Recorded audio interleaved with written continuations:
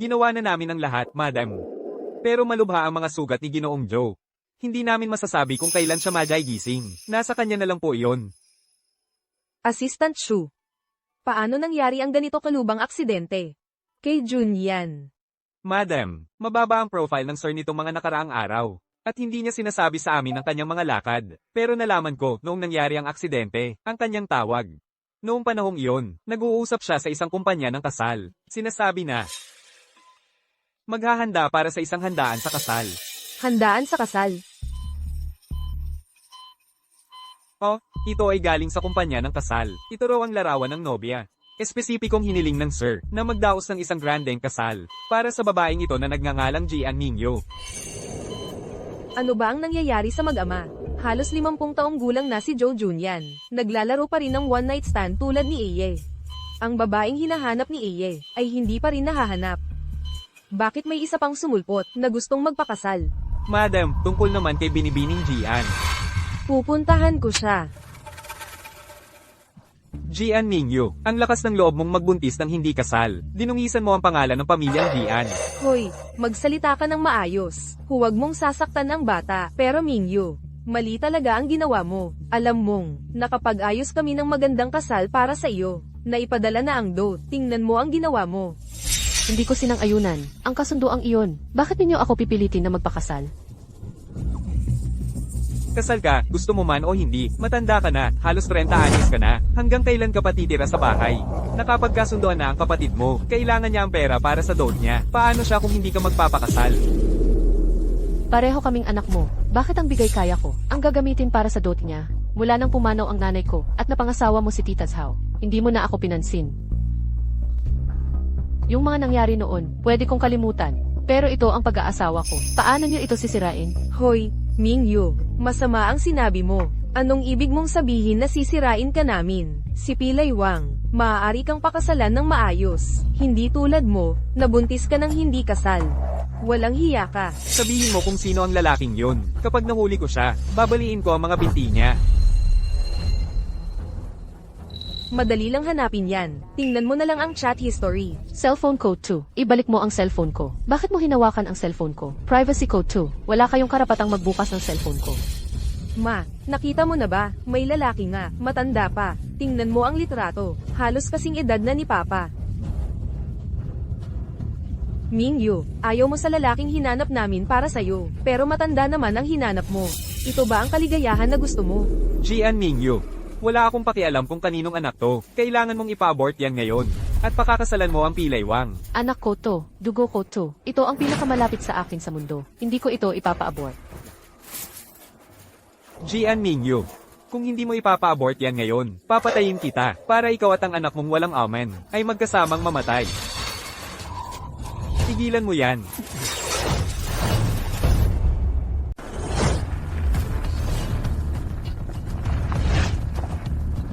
Ta-66,666. Sinong may lakas ng loob na hawakan siya?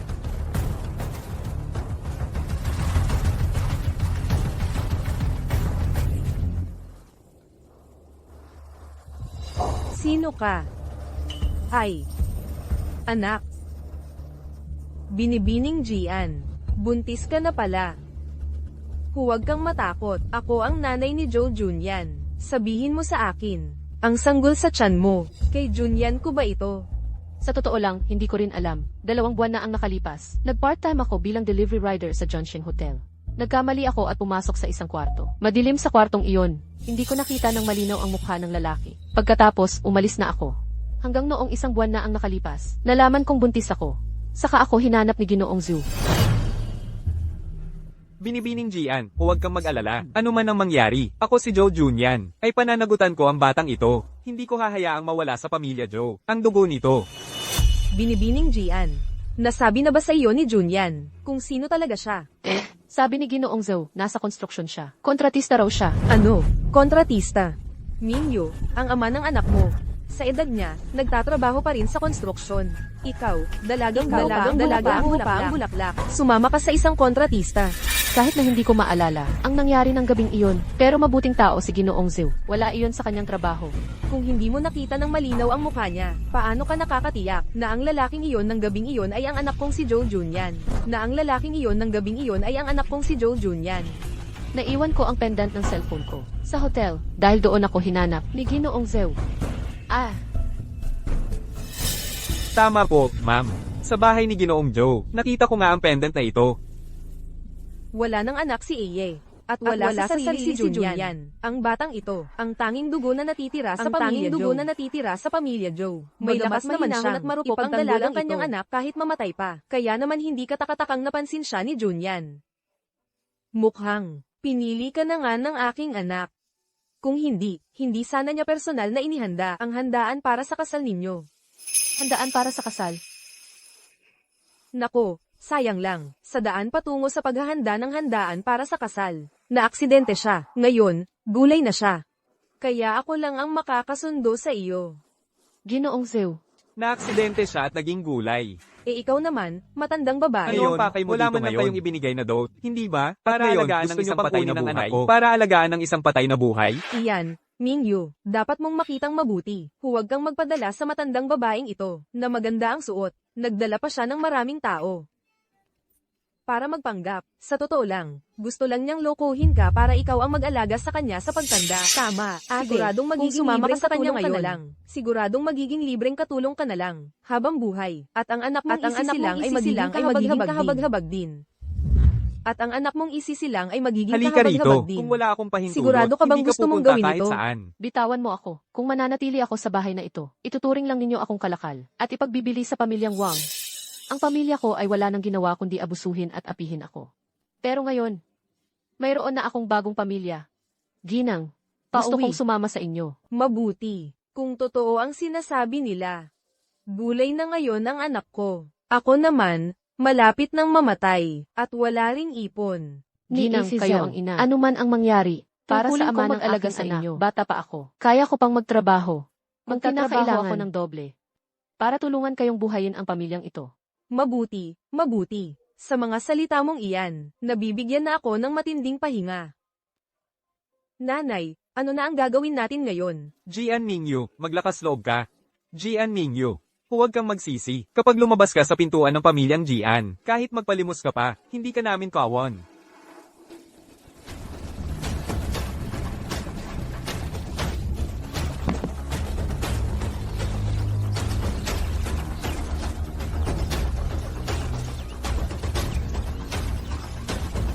Maligayang pag-uwi, Ginang. Maligayang pag-uwi, Ginang. Maligayang pag-uwi, Ginang. Maligayang pagdating sa inyong tahanan, Madam. Ito ay... Mula ngayon, ito na ang iyong tahanan.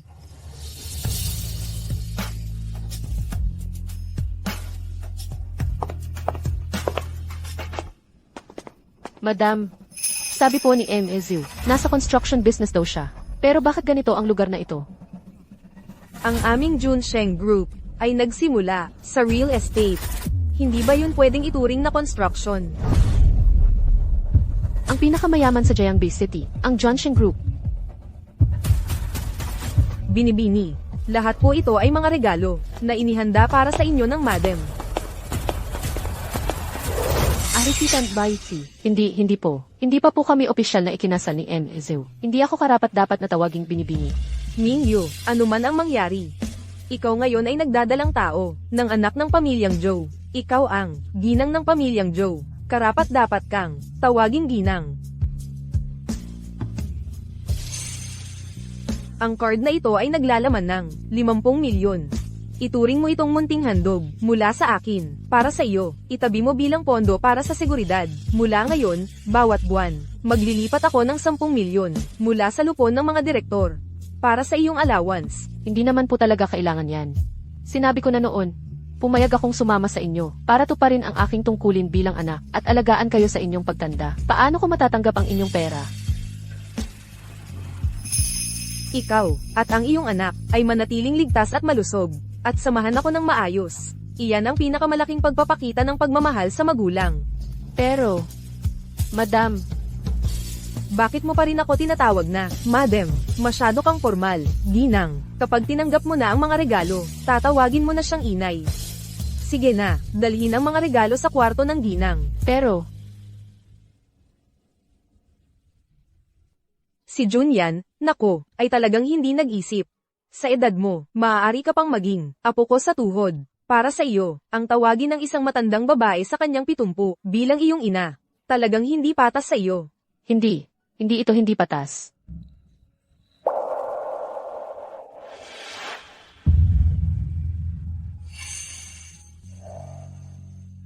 Ay, anak, mabuting bata.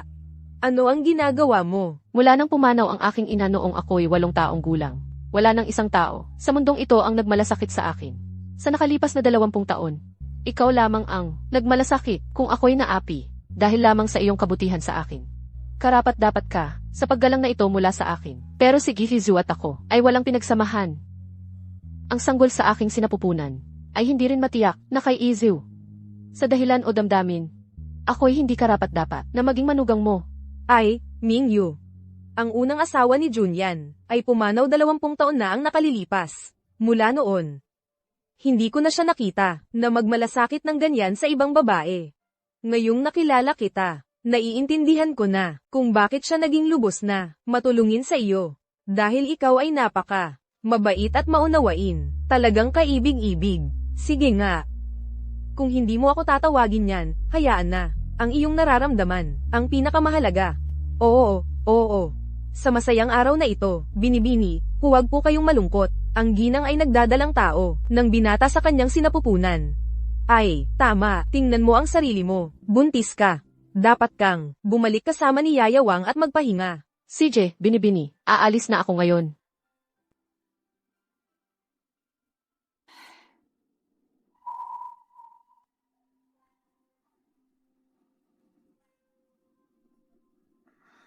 Ang ama ba ng bata ay talagang si Izu? Ang lalaki ba ng gabing iyon?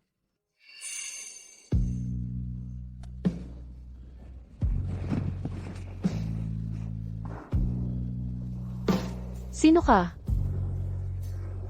Sino ka?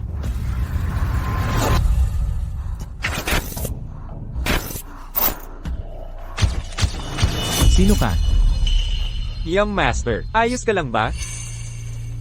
Meng Yuan. 2 buwan na ang nakalilipas. Ang babae sa Zhongsheng Hall, natagpuan mo na ba?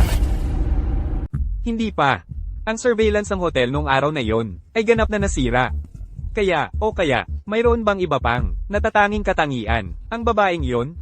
Lasing na lasing ako. Ano pang katangian?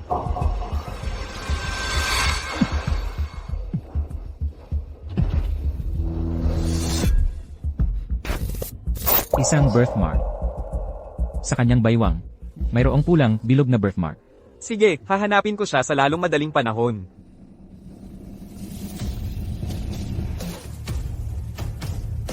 Joey, mahal namin kayo. Mahal na Joey, mahal namin kayo. Mahal na Joey, mahal namin kayo. Joey, ang gwapo-gwapo mo.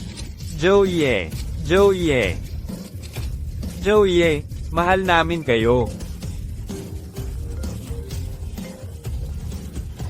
Hello, Lola. Ano? Mingyu, huwag kang masyadong malungkot. Binigyan na ng mga doktor, si Junyan, ng pinakamahusay na gamot. Pagkatapos ng ilang panahon, gigising siya. Ang kaso lang ngayon, nagkasakit siya ng ganito. Kaya ang mga gawain sa kumpanya, malaki man o maliit, ay naiwan ng walang nag-aasikaso. Kaya, tinawagan ko na, nang biglaan, ang nag-iisang pasaway na anak ng pamilya Joe. Ang nag-iisang pasaway na anak. Oo. Bakit mo siya tinawag na ganoon? Ikaw siguro si Jen Mingyue, tama ba? Nagkaroon ng aksidente si Zejunyan dahil sa'yo. Hoy, ikaw, huwag mong takutin si Mingyu. Ano ba ang ginagawa mo? Lola, ilang araw pa lang, tinatawag mo na siyang Iningyu. Lumapit lang siya sa tatay ko, para sa pera. Lola, nawalan ka na ba ng ulo? Paano mo siya nailagay sa pamilya Zhu? Ang nangyari sa amin ni Izu ay aksidente lang. Bago ito, wala akong alam tungkol sa kanyang pamilya. Hindi ko habol ang pera niya. Hindi pera ang habol. Eh ano ang habol mo? Dahil hindi siya naliligo, dahil matanda na siya. Ile.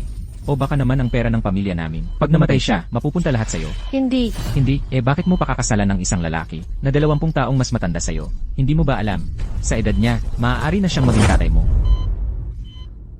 Sa tingin ko, ang aksidenteng ito, kailangan ding imbestigahan ng mabuti. Tignan natin kung sino ang makikinabang ng husto. Kung namatay si Zujunyan, Ikaw, pasaway kang anak ka.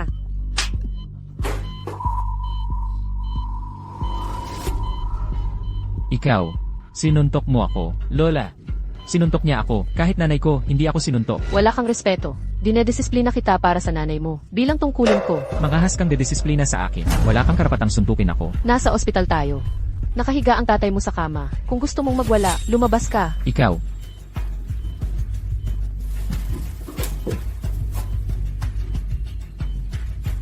Jen Mingyue, tama ba? Hintayin mo lang.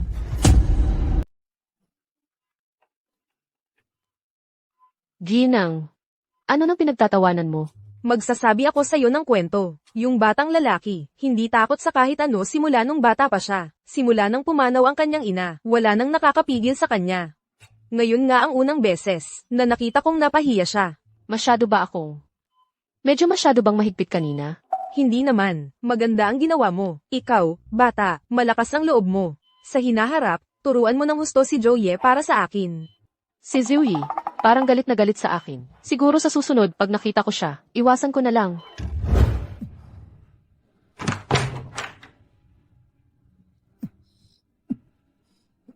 Ah, Tumigil ka. O sasakalin kita.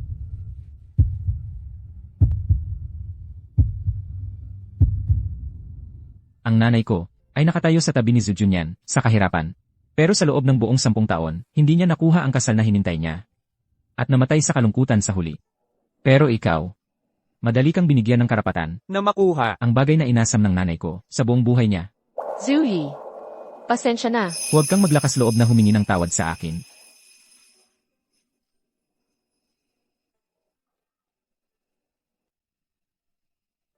Ye, Sa lahat ng mga taong ito, ako ang nagkulang sa'yo bilang tatay. Tutubusin ko talaga ito. Pag uwi mo, may sorpresa ako para sa'yo. akala ko talaga, na-realize na niya ang mga pagkakamali niya. Akala ko gusto niyang ayusin ang aming relasyon bilang ama at anak. Sino ang mag-akala na ang sorpresang sinabi niya ay ang pagbibigay sa akin ng stepmother?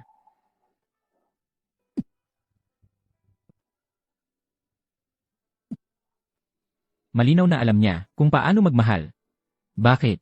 Bakit hindi naging ang nanay ko ang taong iyon? Grab. Ziuyi, tumigil ka na sa pag-inom. Ziuye, lasing ka na. Sino ka ba? Nagmamagaling kang turuan ako para sa nanay ko. Pinagbuhatan mo pa ako ng kamay. At ginagamit mo pang pangpunas sa mukha ko. Ang tuwalya na ginamit mo, nahulog iyon sa sahig. CJ, kasalanan ko. Hindi ko dapat pinunasan ka ng maduming tuwalya. Hindi ko na ulitin. Ziuyi, lasing ka na. Dalhin na kita sa kwarto mo, okay? Cellphone ko. CJ.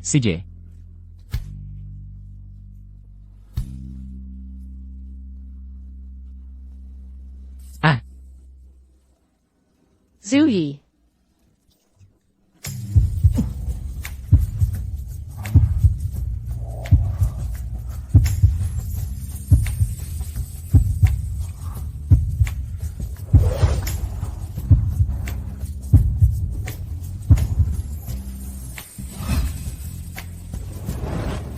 Huli ka.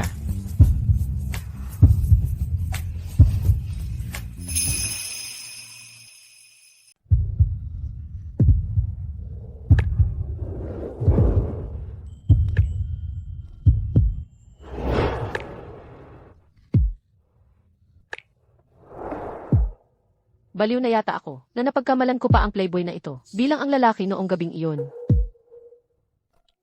Jian Mingyu. Kumalma ka.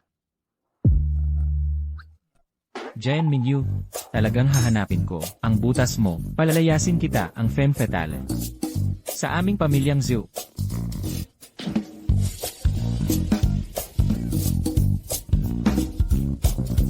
Hayop ka.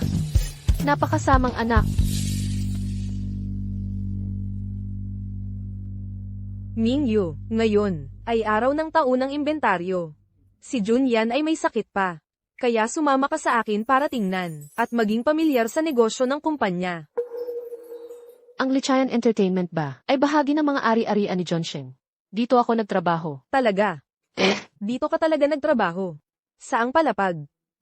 Isa lang akong makeup artist ng film crew. Karaniwan, sumusunod ako sa mga artista at tumatakbo sa iba't ibang set. Hindi ako madala sa kumpanya. Magaling ang makeup artist, ang babaeng may kasanayan. Ay laging kailangan. Ang Mingyu natin, ang pinakamagaling. Tara na.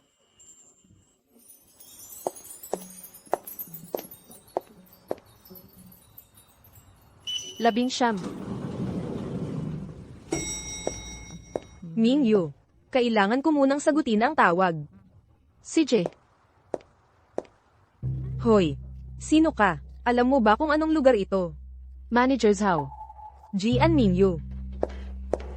Bakit hindi ka na lang sa makeup room? Anong ginagawa mo dito? Eksklusibo sa CEO ang palapag na ito. Dapat ba dito ang tulad mo? Si Madam po kasi. Huwag mong isipin hindi ko alam. Ang iniisip mo. Jian Mingyu, narinig mo ba na may bagong CEO tayo? Kaya dito ka pumunta para magpabango. Sabihin ko sa iyo. Huwag mong isipin, dahil maganda ka, ay pwede ka nang magwala. Siya, hindi mo siya dapat pangarapin. Manager Zhao, hindi mo alam ang totoo ng sitwasyon. Paano ka nakakagawa ng ganyang masamang hinala? Masamang hinala. Jian Mingyu. Sabihin mo nga sa akin, ano ba ang pakay mo rito? Kung hindi kita pinigilan, papasok ka na nga sa opisina ng CEO. Tingnan mo ang sarili mo. Ikaw, isang hamak na makeup artist. Anong karapatan mayroon ka para pumasok sa opisina ng CEO? Talagang wala akong karapatang iyon. Pero, kasama lang ako ng iba. Kung may tutol ka, sa labas na lang ako maghihintay. At ipinipilit mo pa rin hindi ka nandito para magsipsip sa CEO. Ano ba ang estado mo? At ang lakas ng loob mong tumayo sa labas ng opisina ng CEO. Kung hindi ka aalis ngayon, paniwalaan mo, tatanggalin kita sa trabaho ngayon din. Wala akong nilabag na alinmang patakaran o regulasyon ng kumpanya. Wala kang karapatang tanggalin ako.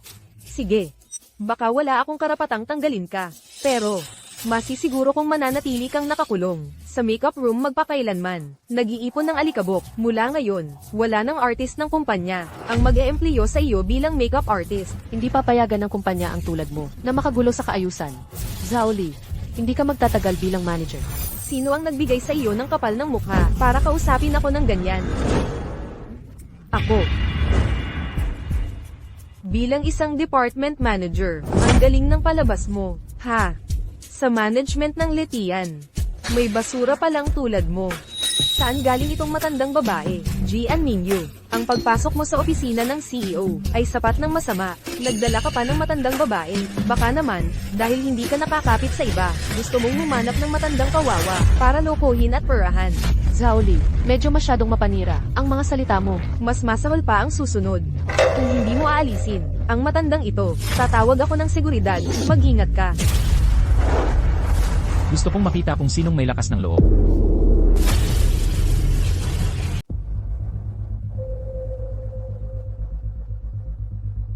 Ginoong Joe, nakarating ka rin. Ako ang pinuno ng wardrobe at makeup department ng Letian. Zhao Li. Isang mababang manager lang pala. Sa tono ng pagsasalita mo kanina, akala ko ang kumpanya ng Lichan ay iyong sariling kaharian. Huwag po kayong magkamisinterpretasyon, Ginoong Joe. Dahil itong makeup artist sa ilalim ng aking apartment ay hindi sumusunod sa mga patakaran. Pumasok siya ng walang palom sa opisina ng CEO para maggulo.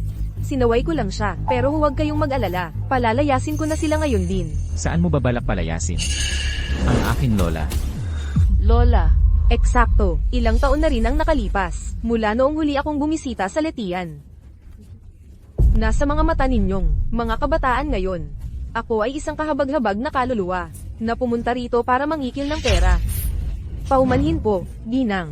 Talaga pong hindi ko alam, ang totoong pagkatao ninyo. Hindi ko nakilala ang inyong kahalagahan. Bulag ako na parang paniki, hindi ko kayang kilalanin ang mabuti sa masama. Kasalanan ng babaeng ito ang lahat. Siya ang nagligaw sa akin. Iyon ang sinabi niya sa akin. Alam mo ba kung sino siya? Hindi ba siya ay isang makeup artist lang mula sa wardrobe at makeup department? Ang Letian Entertainment ay isang subsidiary ng kumpanyang Junsheng. Si Mingyu ang may-ari ng buong kumpanyang Junsheng. Si Jian Mingyu ang may-ari ng kumpanyang Junsheng. Hindi ba't ibig sabihin yun, asawa siya ng CEO? Madrasta.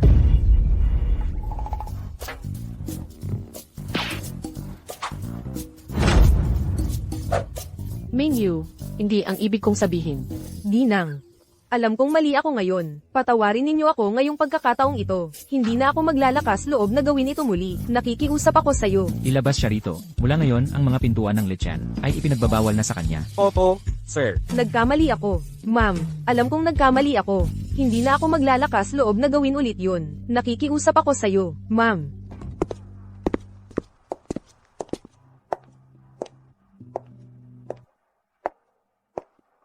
Hayaan mong linawin ko ang isang bagay sa'yo ngayon. Ano man ang relasyon nila ni Zhu Junyan, hindi ko siya tatanggapin bilang aking madrasta. Tigilan mo na ang kalokohan.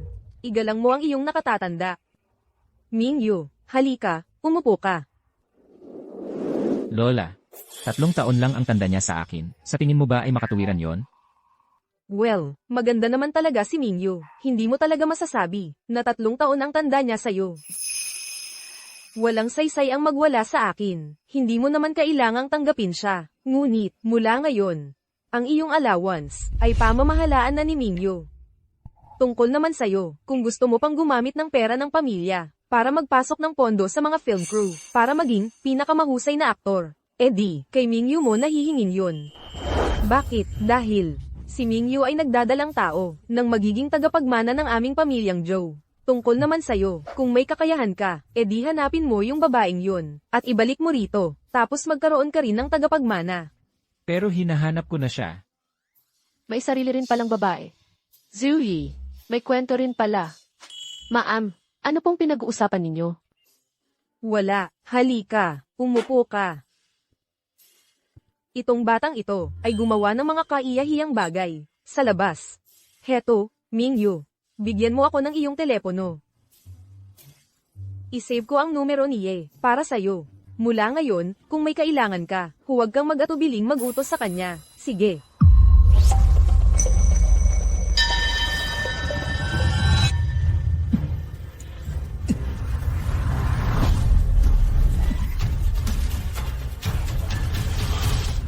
Paano nakuha ang pendant na ito? Paano mo nakuha ang pendant na ito? Ito bang pendant? Hindi ba't ito ay mabibili lang? Sa kahit anong $2 shop, may special ba dito?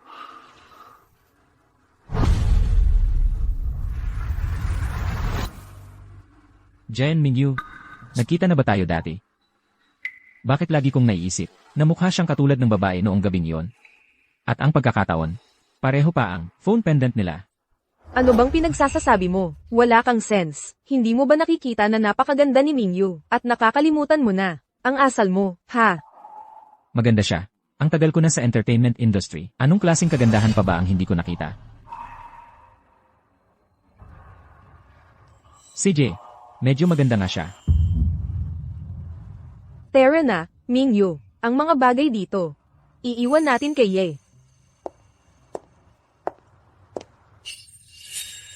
Ye, makinig kang mabuti sa akin. Bago magising ang tatay mo, Bago magising ang tatay mo, kailangan mong manatili sa bahay at tumulong sa pangangasiwa ng family business. Kung ayaw mong bumalik sa Junsheng at harapin ang mga dating shareholder, pwede ka ring magtrabaho sa bahay. Ipapagawa ko kay Assistant Shu na i-report sa iyo ang routine. Tumatanda na ako, at si Mingyu kakapasok lang sa pamilya. ay kakapasok lang sa pamilya. At buntis pa, hindi mo naman siguro aasahan na magtrabaho siya habang buntis, di ba? Sige, naintindihan ko na.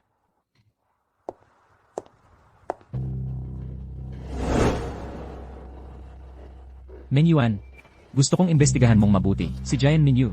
Gusto kong malaman ang bawat detalye tungkol sa kanya at kay Zhu Junyan. Bawat isang detalye. Jian Mingyu, sino ka talaga? At ano ba ang intensyon mo?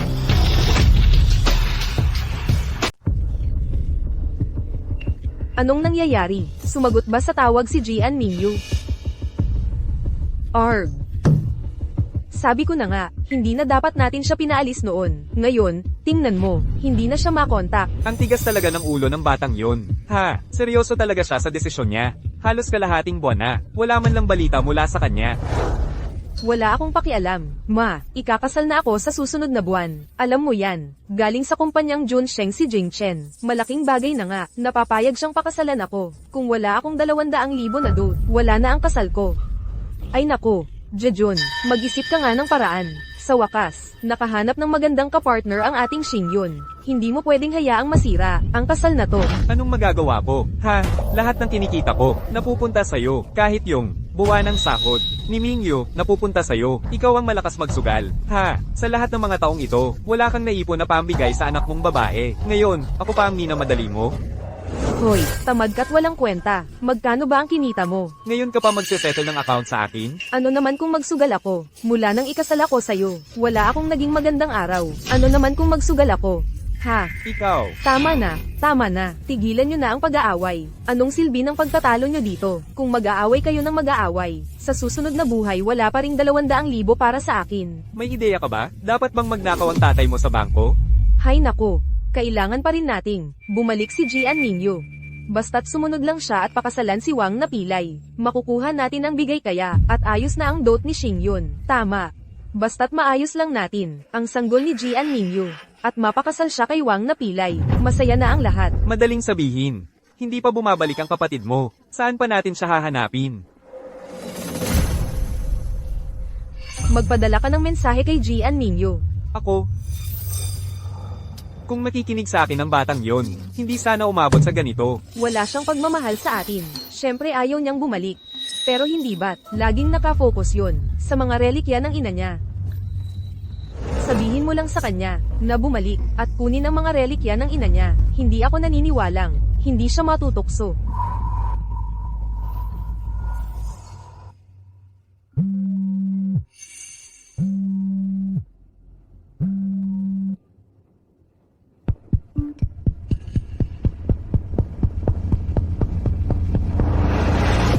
Ito ang pulseras ni inay. Malakas talaga ang impluensya ng nanay mo. Isang litrato lang, at umuwi ka agad. Ibalik mo ang pulsera ng nanay ko.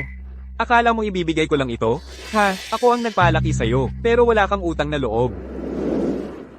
May 50,000 pesos sa card na ito. Lahat yan ay ipon ko. 50,000 lang. Akala mo ba pulubi ako? Dati, ibinibigay ko ang sahod ko buwan-buwan. Para sa gastusin sa bahay. Ang perang ito ay ipon ko. Mula sa mga part-time job.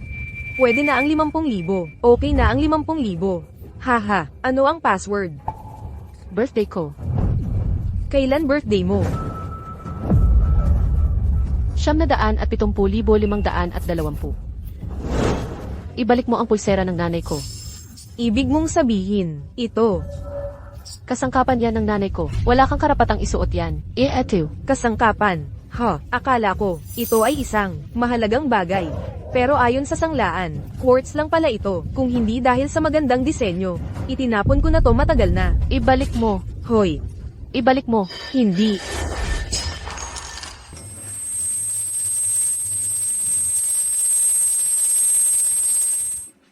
Zaoxilan. Ito na lang ang natira. Sa akin ang nanay ko. Hindi kita palalampasin. Jian Mingyu, hindi mo pa rin nauunawaan ang sitwasyon. Sino ba ang hindi palalampasin ang sino?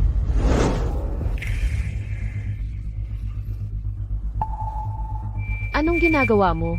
Anong balak mo? Mingyu, si Wang na pilay, ay isang tapat na lalaki. Tama, mula nang makita ka niya noong nakaraan. Hindi ka na niya makalimutan. Hindi na siya makapaghintay. Napakasalan ka agad.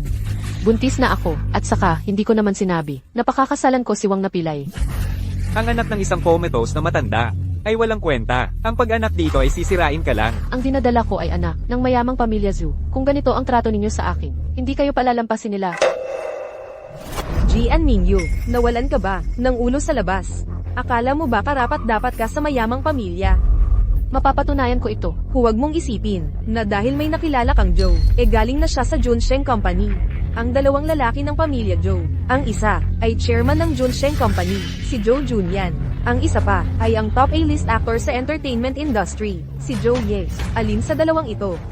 Ang akala mo'y karapat-dapat sa'yo. Kung kilala mo si Zhu Junyan, dapat alam mo, ang kapangyarihan ng pamilya Zhu. Kung ganito ang trato ninyo sa kanilang anak, naghahanap kayo ng kamatayan. Ha ha ha, natatakot ako. Kaya maghintay tayo. Kung ang pamilya Joe na ito ay talagang darating para iligtas ka.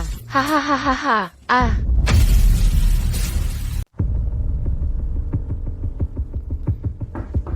Pasok. Bossing, tungkol sa binabae. Ibig kong sabihin, sa impormasyon ni Miss Jian, na-inquire ko na. Sabihin mo. Tinanong ko si Assistant Shu, ayon sa kanya, 2 buwan at kalahati ang nakalipas. Nagkita ng sandali sina Miss Jian at ang chairman, sa Junsheng Hotel. Sa Junsheng Hotel. Matanda na, naglalaro pa rin para sa isang gabi. Teka. 2 buwan at kalahati ang nakalipas. Sa Junction Hotel din. Pwede kaya? Na yon ang gabi bago ako umalis ng bansa. At, tinanong ko rin ang hotel manager. Sabi niya, ang surveillance footage mula sa Junsheng Hotel ay dinlit ng may pahintulot ng chairman. Tama. Si Zhu Junyan lang ang may otoridad para mag-delete ng lahat ng surveillance mula sa Junsheng Hotel. At siya lang ang may kakayahang manghimasok sa iyong paghahanap. Nagtataka ako kung bakit ang tagal para mahanap ang babaeng iyon. Bossing, may isa pang malaking pagkakataon. Tiningnan ko ang impormasyon sa trabaho ni Miss Jian. Bagamat siya ay makeup artist sa Let Ian Group, pero pagkatapos ng trabaho, malimit siyang nagpa-part-time sa food delivery. Hindi ba't sabi mo, ang babaeng iyon noong gabing iyon ay nakasuot ng delivery uniform?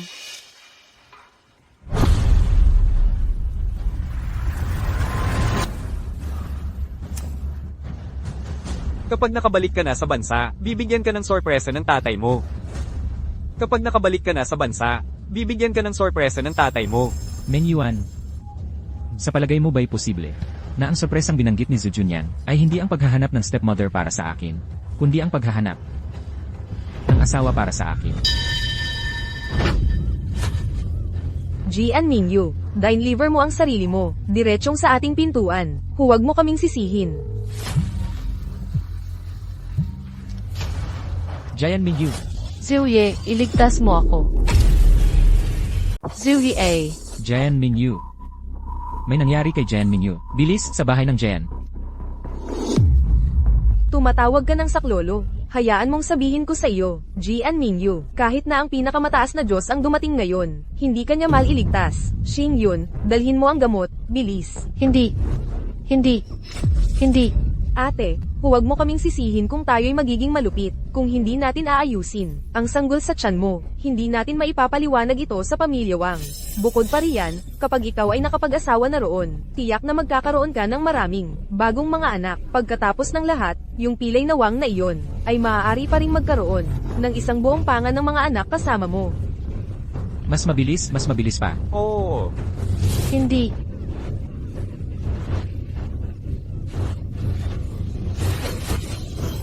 Jian Mingyu, ang lakas ng loob mong maghimagsik. Ikaw, pigilan mo siya. Hindi ako naniniwala na kaming tatlo ay hindi kayang hawakan ka ng mag-isa. Huwag mo siyang paluin ng masyadong malakas. Ang mukha niya lang ang tanging bagay na may halaga ngayon. Jian Zijun, tao ka pa ba? Hinayaan mong ang inang ito at ang anak niya ay inapi ako ng ganito. Ang kaluluwa ng aking ina sa langit, hindi ka palalampasin ito. Noong siya ay buhay pa, wala siyang magawa sa amin. Ngayong patay na siya, lalo na. Jian Mingyu, iminumungkahi kong magpakita ka ng mas kaunting paglaban upang maiwasan ang mas maraming paghihirap.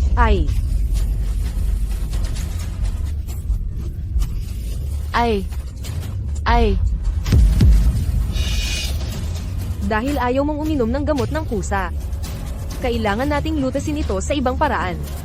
Giant Xingyun. Hindi ka makakatakas ngayon. Ang lakas ng loob mong apihin ang miyembro ng aming pamilyang Zhu. Mukhang gusto mong mamatay. Jian Mingyu. Nandyan ka rin. Sino ka? Dinidisiplina ko ang sarili kong anak. Anong pakialam mo? Anong lakas ng loob mong pumasok sa bahay ng mga Jian? Ano, magnanakaw? Mga bulag na tanga. Hindi niyo ako nakikilala, ha? CJ, kung ganoon, papakilala ko sa inyo kung sino ako. Ako ang magpapadala sa inyo sa impyerno para makilala ang hari ng impyerno. Anong lakas ng loob mong manakit sa tatay ko? Joe. Anong Joe? Pumunta sa bahay ko para manakit ng tao. Napakalupit. Joe, ye.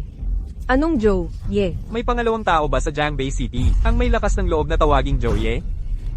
Joe ye mula sa angkan ng mga Joe, ang pinakamayamang pamilya. Totoo pala ang sinabi ni Mingyu. Ang kanyang anak ay talagang mula sa angkan ng mga Joe. Ah, Ginoong Joe, Mingyo, kahabagan ninyo kami. Kami pinilit ng pamilya Wang. Jen Minyu, ayos ka lang ba? Paano mo gustong asikasuhin ang tatlong ito? Mingyu, ako ang iyong ama. Ako ang tanging kamag-anak mo. Patawarin mo ako ngayong pagkakataong ito. Wala nang ipagbili mo ako. Para sa bigay kaya, hindi ka nakarapat dapat maging ama ko. Ang tanging pamilya ko sa mundo ngayon ay ang sanggol sa aking sinapupunan na gustong-gusto mong alisin. Zhuyi, tulungan mo akong gumawa ng dokumento ng paghihiwalay. Mula ngayon, ako, si Jian Mingyu, ay tuluyang humihiwalay sa pamilyang ito. Tapos na tayo. Joe ye. Nakikiusap ako. Bigyan mo ako ng pagkakataon. Pakiusap. Mingyu, nakikiusap ako. Nagkamali ako. Jen Minyu.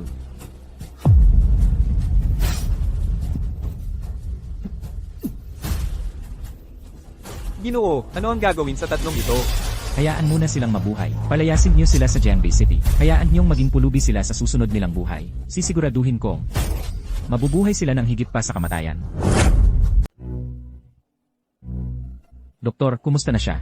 May mga palatandaan ng banta ng pagkalaglag ang ginang.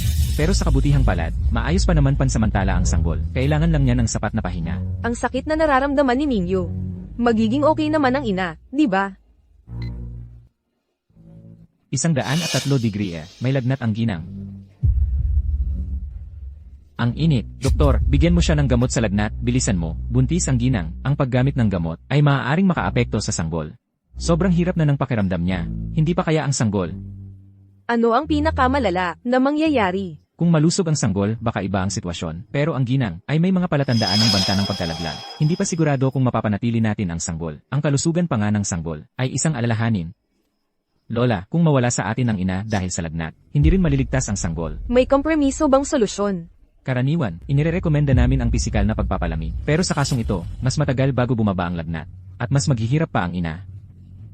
Sa kasalukuyang kondisyon niya, siya ay takot na takot at may mga pinsala pa sa katawan. Mababa ang resistensya niya, mas mahihirapan siguro siya kaysa sa isang normal na tao. Sige, bigyan mo na siya ng gamot. Unahin ang ina. CJ. Doktor, kaya ko to. Huwag muna gumamit ng gamot. Jen Minyu, nababaliw ka ba? Ginang.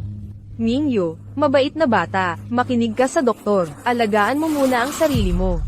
Kung sakaling ang sanggol ay magkaproblema talaga, masasabi lang na ang pamilya Joe ay walang swerte. Ang anak na ito ay laman ng aking laman. Gusto kong iligtas siya. Jen Minyu, hindi mo ba maiisip ang sarili mo? Ako ang ina ng batang ito. Kung ako pa ang susuko sa kanya, talagang wala na siyang pag-asa. Zhuyi, nakikiusap ako sa iyo. Tulungan mong iligtas ang anak ko. Pakiusap. Ma'am, tulungan niyo ako. Sige, makikinig kami sa'yo, mabait na bata. Okay na ngayon. Jian Mingyu, doktor, bilis, tingnan nyo. Nahimatay siya. Ano nang gagawin natin?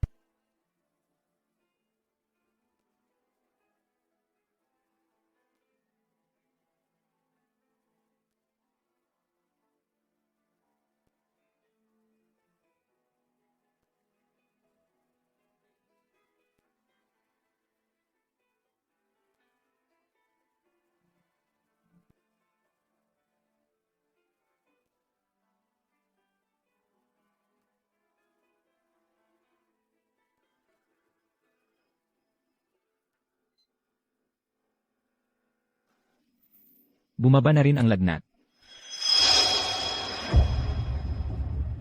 Ang bewang niya. May pulang marka sa bewang yung babae, kung meron din si Jian Mingyu.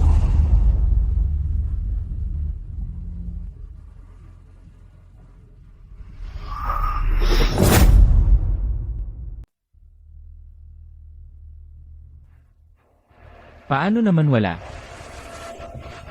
Zhuye, anong ginagawa mo? Gusto ko lang tingnan. Ano nang gusto mong makita? Giant Minyu, may birthmark ka ba sa katawan mo? Sa bewang mo o sa likod? Meron ba? Wala. Wala. Zuye, hindi dapat masyadong magkalapit ang lalaki at babae. Huwag mong isipin na dahil sinagip mo ako, ay pwede ka nang gumawa ng kung ano-ano. Hindi yon ang ibig kong sabihin. Gusto ko lang malaman, paano ka nakakatiyak na ang ama ng sanggol sa tiyan mo ay ang tatay ko at hindi ibang tao? Ikaw, walang utang na loob na anak. Tingnan mo kung anong oras na ngayon. At ganyan pa rin ang sasabihin mo. Mamamatay ako sa'yo. Napakasama mong anak. Lola, gusto ko lang malaman, nang mas tiyak, paano kung may kakaiba sa sitwasyong ito? Hay naku, paano kung pagkapanganak sa bata, ay mapag-alaman nating mali ang ama? Tumigil ka nga dyan. Hoy, Lola. Kung hindi ka marunong magsalita, edi i-donate mo na lang yung bibig mo. I-donate mo. Sa tingin ko pa rin, dapat tayong magpa-paternity test. Sakali lang. Sakali lang naman. Sang-ayon ako.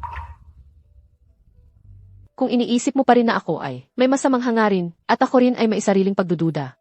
Di pag 20 linggo na ang bata, magpapa-amniocentesis tayo. Pagkalabas ng resulta, magpapa-paternity test tayo kay Izew. Nasisiyahan ka na ba ngayon? Nasisiyahan ka na ba? Si Mingyu ay kakabalik lang mula sa bingit ng kamatayan. At inaasar mo na naman siya. Ikaw, umalis ka sa harap ko.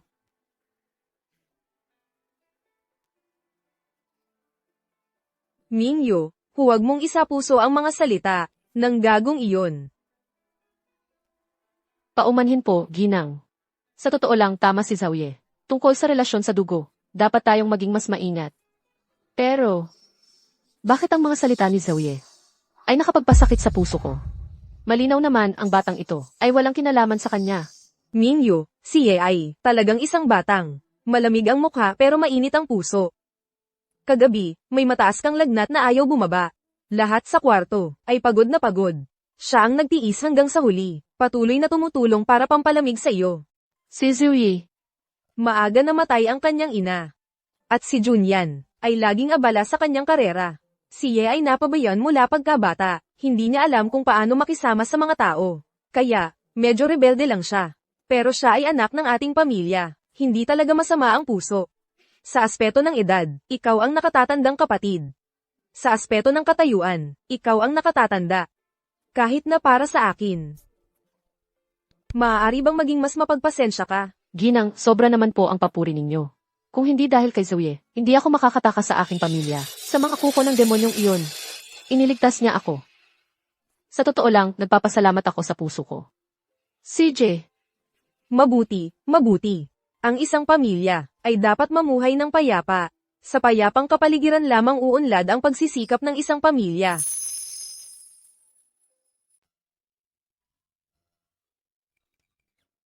gutom na ako. 3 buwan pa lang, ang dami ko nang nakakain. Pagdating sa mga huling buwan ng pagbubuntis, hindi kaya ako magtutaba ng sobra. Bahala na, 1 bote ng soda, hindi naman siguro masama.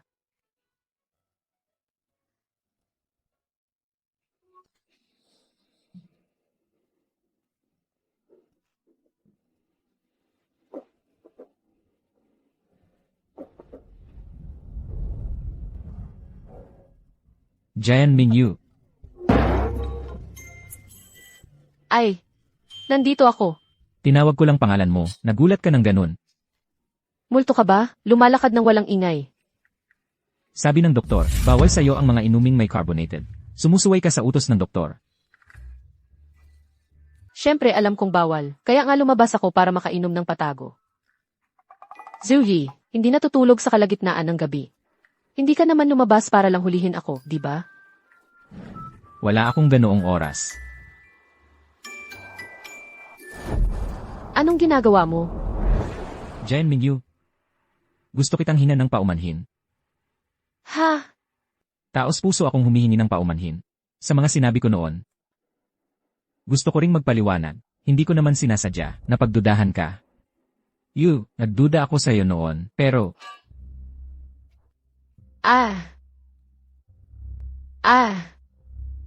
Tinatanggap ko ang paumanhin mo, at tinatanggap ko rin ang pagdududa mo. Huwag kang mag-alala, mula ngayon, magiging maayos ang pakikisama ko sa'yo. Kung gusto mo pa rin, nabayaran kita, pwede naman, pagkatapos ng lahat, ikaw ang nagsagip sa akin. 3 buwan na ang nakalipas. Nasa Junction Hotel din ako. Ang ibig kong sabihin, 3 buwan na ang nakalipas. Nakilala ko ang isang babae sa Junction Hotel. Pero lasing na lasing ako noon. At hindi ko naalala ang hitsura niya. Naalala ko lang. Nakasuot siya ng uniforme ng delivery. At pareho ng pendant sa phone niya sa sayo. Ano ba talaga ang gusto mong sabihin?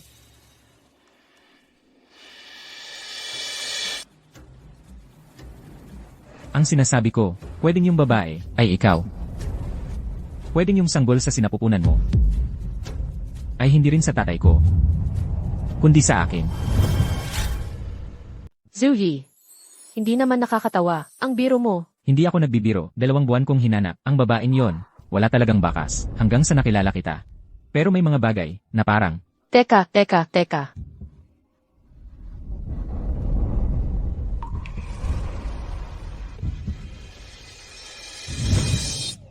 Paano nangyari to? Jen Mingyu, ano kaya kung magpiring tayo at subukan ulit kung tama ang pakiramdam? Patunay iyon na hindi ako nagkamali ng tao.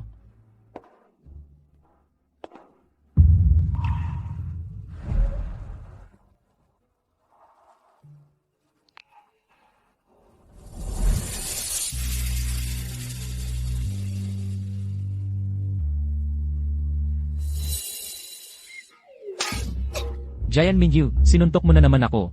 Nahihilig ka na bang manuntok sa akin? Mingyu, hindi ka pa natutulog. Tumahimik ka. Nagising ang binibining. Ano? Malalaman ko ang katotohanan sa lalong madaling panahon.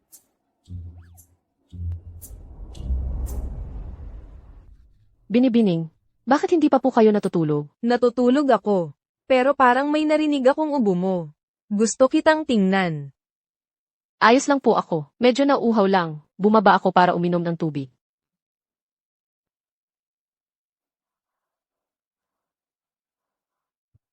Sa susunod kung gusto mo ng tubig, sabihin mo na lang kay Tia Wang na dalhin. Sa kwarto mo. Ang pag-akyat baba sa hagdan. Sa gabi ay delikado. Hindi rin maganda. Ang nakahilata lang buong araw. Mas mabuti pang ang maglakad-lakad. Mingyu, kung talagang nababagot ka, bakit hindi ka sumama kay Yes sa kumpanya para matuto ng pamamahala sa araw? Ang malaking pamilya ay kailangang maipasa rin sa inyong mga kabataan. Paano naman pwedeng mangyari yon? Hindi pa nga ako marunong. Ang pamamahala ng pamilya Zhu ay dapat nasa mga Zhu lang. Mabait kang bata. Alam ko na wala ka ring ambisyon, pero ang ayaw mo ay hindi ibig sabihin ayaw din ng iba. Hindi lang ang pamilya Zhou ang may share sa Junsheng. Maraming mata ang nakabantay. Nakikita ko na kaya mong kontrolin si Ye. Tulungan mo akong bantayan siya. Makipagtulungan ka sa kanya para mapangalagaan ang pamilya natin.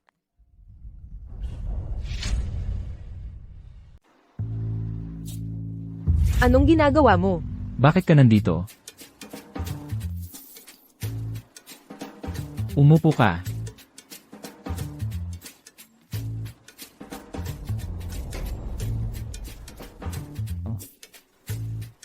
Kumain ka. Pinapunta ako ni Madam para bantayan ka. Akala ko nga. Kumusta na ang investigasyon tungkol sa bagay na nabanggit mo kagabi? Kumuha na ako ng technical team. Sila ang nag-aayos para maibalik ito. Kasulukuyan pa rin ginagawa. Ganun ba?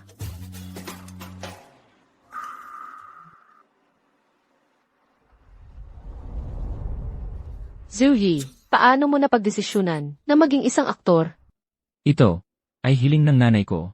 Bago pa kasalan si Zejunyan, siya ay isang stage actress. Kahit sa panaginip niya, gusto niyang maiwan mga pelikula at palabas na magiging pamana sa mga susunod na henerasyon. Pero sa huli, isang babaeng katulad niya ay nakulong sa pag-aasawa. Isang biglaang pagtatapos. Naiisip ko, ang nanay mo ay tiyak na isang magaling at magandang babae. Tiyak na mahal ka niya.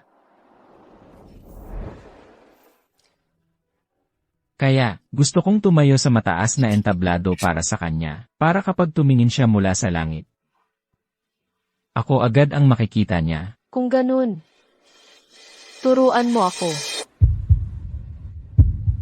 Ano? Turuan mo ako. kung paano pamahalaan ang isang kumpanya. Turuan mo akong maging katulad mo, na maging isang napakahusay na tao. Sa ganoong paraan, maaari kang magtuloy sa iyong mga pangarap nang walang anumang alalahanin. Sa tingin mo, napakahusay ko. Siyempre naman, naging best actor ka sa murang edad at napamamahalaan mo ang malaking kumpanyang ito nang maayos, kahit na minsan ay medyo mainitin ang ulo mo. Medyo matalas ang dila mo, pero mabuti pa rin ang puso mo at napakamagalang. Ano pa, ano pa? Ano pa ang gusto mo? Siyempre gusto ko ng higit pa, tulad ng gwapong mukha, magandang pangangatawan at iba pa. Ang itsura mo ay talagang hindi masama. Ang katawan.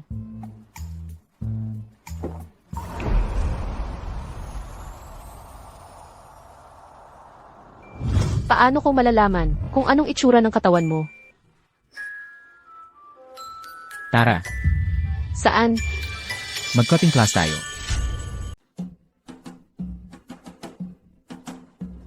Masyadong malamig, pang-amoy lang talaga. Zuhi, wala bang sinumang nakauntog sa'yo nitong mga nakaraang taon? Meron. Ako ang anak ng pinakamayaman, walang may lakas ng loob na manuntok sa akin, ikaw ang una. Eto. Noong mga 4 o 5 taong gulang ako, parehong sobrang busy ang mga magulang ko. Wala akong mapuntahan para maglibang. Kaya madalas akong pumunta sa kumpanya. Inarkila ang buong lugar na ito, tapos mag-isa. Sinubukan ko lahat ng rides. Nasubukan ko na lahat. Ang lugar na ito ay ang aking sekretong base. Kahit anong pagbabago ng gusaling ito, nandito pa rin ang amusement park na ito. Pag-iisipan ko ngayon, ang aking pagkabata ay talagang medyo malungkot. Jen Mingyu, noong panahong iyon, ano ang ginagawa mo? Ako. Nag-aalaga ng baka. Nagpapakain ng manok at pato, naghahanda ng pagkain ng baboy. Jen Mingyu, meron kang buong zoo, noong bata ka. Tingnan mo, iba ang pananaw ng kapital sa mundo, kumpara sa amin na mga alila. Jen Mingyu, dinala kita rito para lang sabihin sa iyo, kahit nakulang tayo sa huling ebidensya. Sinasabi sa akin ng kutob ko, ikaw ang taong iyon. Zuhi. Jen Mingyu, alam ko na masama akong tao. Pero taos puso akong at formal na inaanyayahan ka na pumasok sa mundo ko.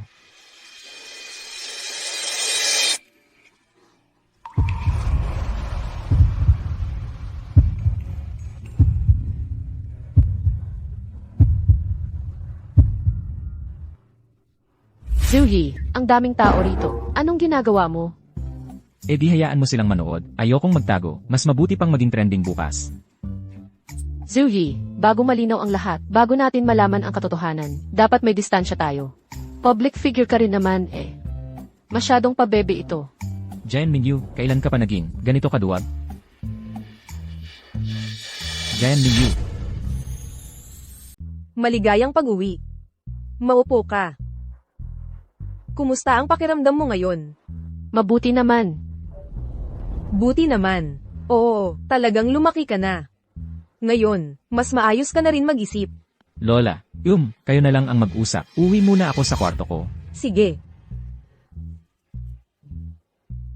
Wala bang nangyari sa inyong dalawa ngayon? Ha? Kami. Maayos naman ang lahat.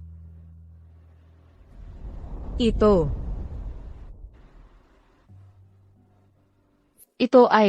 ang kasulatan ng paglilipat ng equity sa Junsheng. Ngayon, nagpatawag ako ng pulong ng mga shareholder. Napagpasyahang ilipat ang 20% ng shares ng Junsheng sa iyo. Ma'am, napakahalaga nito. Hindi ko ito matatanggap. Huwag kang magmadaling tumanggi. Ang sanggol sa iyong sinapupunan ay ang tagapagmana ng pamilya Zhou.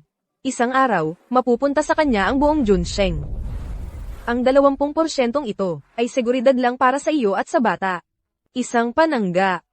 Ma'am, bakit ka ba siguradong sigurado na mapupunta sa batang ito ang Junsheng? Hindi lang malinaw ang sitwasyon sa ngayon. Pero saka, si A, edad na para mag-asawa ngayon. Kung magkakaroon siya ng anak sa hinaharap. Hindi magkakaanak si Ye. Ito ang medical report ni Ye. Siya. Baog siya. Baog. Hindi siya magkakaanak. E di ang anak ko. Hindi pwedeng kay Zoe. Ito ay mula sa check-up, noong nagkaedad na siya. Ang resulta na ito, tanging kami lang ni Junyan, ang nakakaalam nito. Mingyu, ikaw ang pangatlo, dahil si Junyan ay nangako sa iyo na pananagutan niya ito. Naniniwala ako na ang anak mong ito ay tiyak na ang pamilya Joe, ang tanging lahi. Mingyu, labis kitang pinasasalamatan, binigyan mo ang aming pamilya Joe ng pagpapatuloy at pag-asa. Mingyu, anong nangyari? Mingyu, halika. Mingyu, anong nangyari sa'yo? Mingyu, ayos ka lang ba? Giant Mingyu, anong nangyari? Bakit ka biglang sumuka? Dalhin kita sa doktor. Nako, bata ka. Anong alam mo? Si Mingyu, sinusumpong lang ng pagdadalang tao. Ang babaeng hinahanap ni Zoe ay hindi ako. Giant Mingyu, Bakit kailangan pang maglaro ng tadhana ng ganitong kalaking biro sa akin? Zoe, kung hindi mo sana binigyan ako ng pag-asa, maaari ko sanang tanggapin ang aking kapalaran.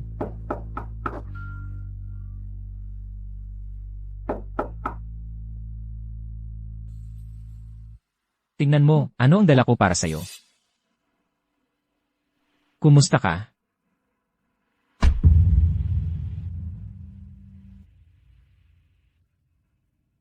Ginoo. Yayawang, ang emosyon ng mga buntis ba, ay laging ganito ka-instability. Normal lang talaga, hormones ng pagbubuntis. Pakiusap, mas unawain mo, Ginoo. Hormones ng pagbubuntis. 123 sa 123. Pumunta.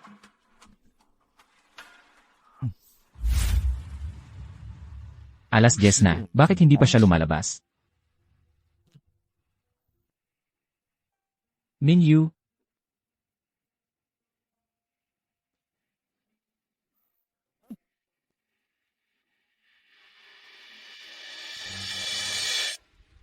ano ba ang nangyayari sa kanya ngayon?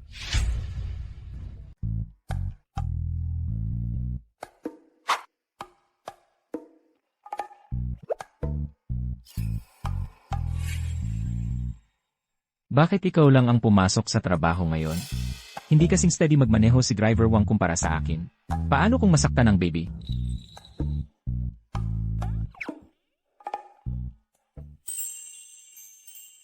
Nabasa ko online na, nakakapagpasaya ang pagkain ng dessert. Gusto mo bang tikman? Zoe,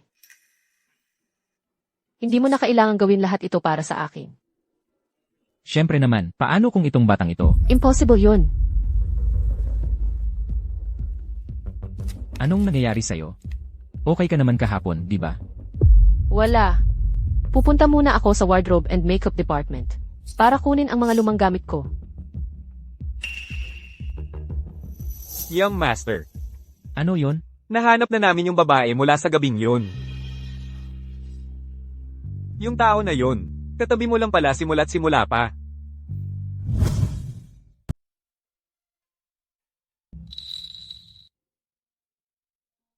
Ang bagay na ito, hindi naman talaga kasalanan ni Zoe. Pero paano ko sasabihin sa kanya?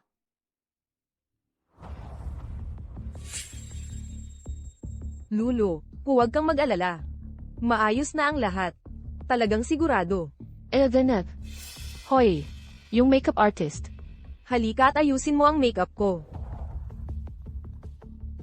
Ako, May iba pa bang tao bukod sa'yo? pasensya na. Sa totoo lang, ako. Hindi mo ba siya kilala? Ito si Film Queen yan, Lulu. Isang karangalan para sa'yo, na ikaw ang mag-aayos ng makeup niya.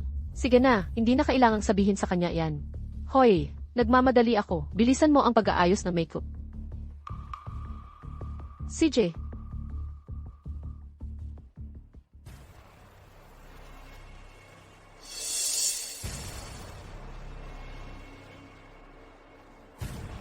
Tiete.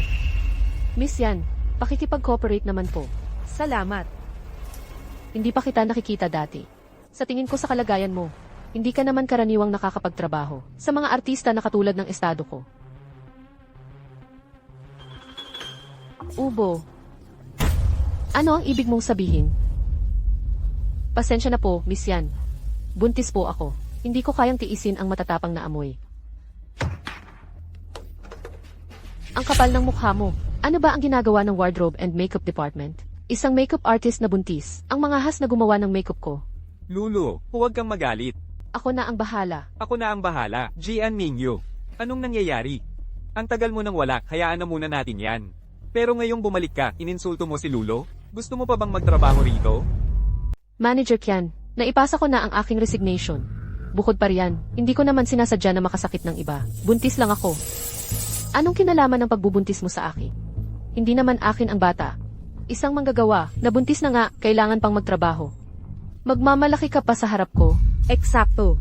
Kahit na mag-spray lang ng pabango si Lulu, o kaya ay dumura sa'yo, kailangan mong tiisin. Jian Mingyu, gaano ka nakatagal sa kumpanya? Sino ang nagbigay sa'yo ng permiso para magbuntis? Manager Kian, personal na bagay ko ang pagbubuntis. Sinunod ko na ang proseso ng kumpanya para mag-resign. Bukod pa riyan, nandito lang ako ngayon para mag-impact ng gamit.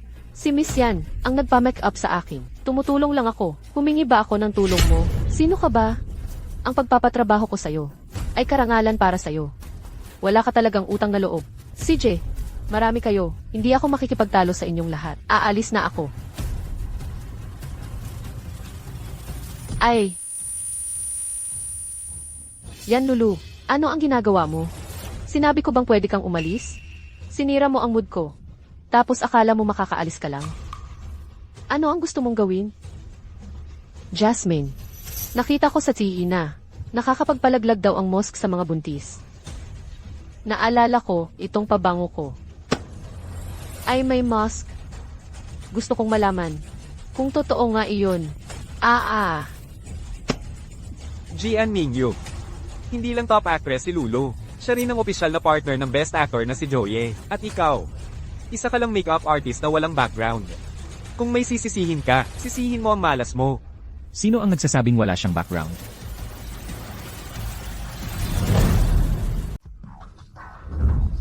Sino naman ang nagsabing wala siyang koneksyon? Yay! Yay! Ano nang ginagawa mo rito? Ang lakas ng loob mo. Kung hindi ako dumating, Ano nang gagawin mo sa kanya? Sasanggol sa tiyan niya? Hindi pagkakaintindi lang yan. Ito yung maliit na makeup artist na to. Sinadya niya akong saktan. Nag-spray lang ako ng kaunting pabango. Nagkunwari pa siyang nasusuka para lang ako'y hiyain. Oo nga po, Mr. Joe. Si Lulu po ay nagtuturo lang ng leksyon sa kanya. Bago ka pa lang sa industriya, baka hindi mo alam. Ang ibang makeup artist, kapag matagal na sa industriya, gustong-gustong umapi sa mga artista. Lene, ganoon ba? Kung ganoon ang sinasabi mo, dapat kong tanggalin siya, tama ba? tama. Tumahimik ka. Yay! Kilala mo siya. Ano siya sa iyo? Anong nangyayari rito? Madam, kayo po ba ang matriarch ng pamilyang Zhu? Ang lola ni Zuye? Iye. Paano mo pinamamahalaan ang kumpanya? Ese, Meng Yuan, ipaalam sa lahat. Si Qian Shiming ay tinanggal na, at ipagbabawal sa buong industriya. Opo. President, wala akong magawa. Si Lulu ay partner mo. Hindi ko kayang sumuwi sa utos niya, President. Ilabas siya. President. At ikaw, Yan Lulu. Ang termination contract ay ihatid sa loob ng kalahating oras. Mula ngayon, hindi na tayo magkikita sa industriyang ito. Zuyi, walang puso kang tao. Ayaw mo na bang panagutan ako?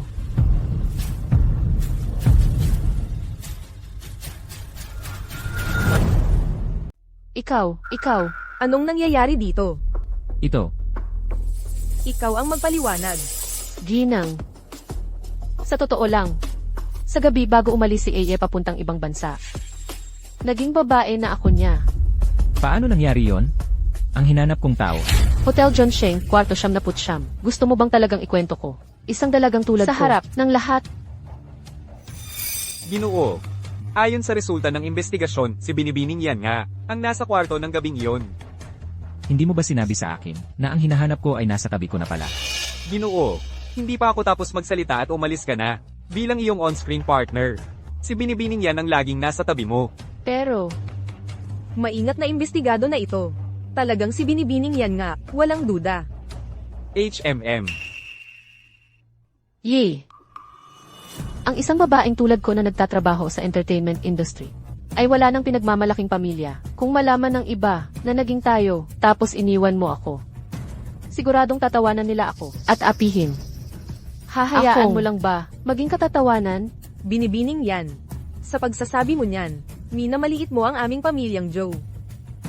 Dahil napatunayan na, ikaw nga ang nasa kwarto ng gabing iyon. Hindi namin hahayaang masira ang iyong reputasyon. Ang responsibilidad na dapat naming panagutan ay hindi namin tatakasin. Lola, Sakto. Malapit na, maghahanda ako ng isang salo-salo sa bahay. Sa oras na iyon, dalhin mo si Binibining yan. Pwede na rin nating pag-usapan ang inyong mga plano sa engagement.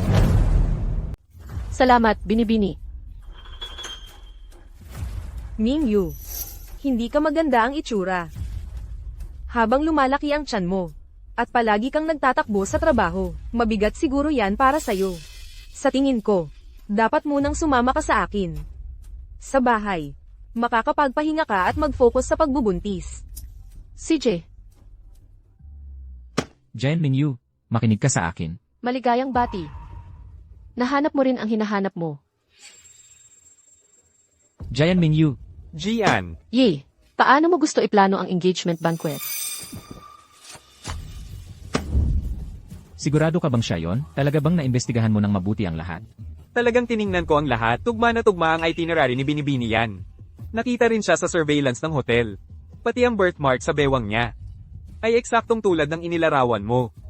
Guni-guni ko lang ba talaga yon? Kung siyan Lulu ang hinahanap ko, hindi na kaya ako gustong makita ni Giant Mingyu. Lulu, ang galing mo talaga, no? Naipit mo si Binatang Joe. Nalaman ko kanina. May hinahanap siyang babae na may birthmark sa biwang. Ibig sabihin, malapit sila. Alam niya ang mga pribadong detalye. Sa prinsipyo ng pamilya Zhu, kapag nahanap nila tong taong to, talagang kukunin nila. Sulit ang pagtiis sa sakit para magpatotoo ng birthmark sa biwang ko. Base sa ugali ni Binibining Zhu. Gustuhin man ni Zui o hindi, ang posisyon bilang young mistress ng pamilya Zhu ay siguradong akin.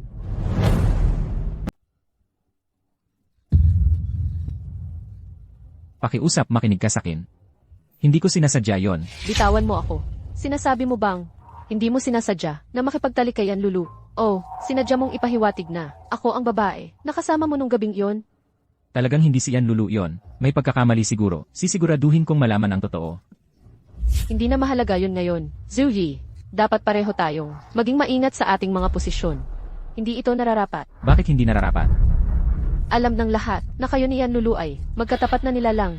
At ako, napadpad lang dito nang hindi sinasadya. Tayo ay mula sa dalawang magkaibang mundo. Hindi ba? Alam mo namang maliwanag na hindi ko gusto siyan Lulu. Ang gusto ko ay, Zuyi, mananatili ako sa lugar ko. Pakiusap, huwag ka ring lumagpas sa hangganan.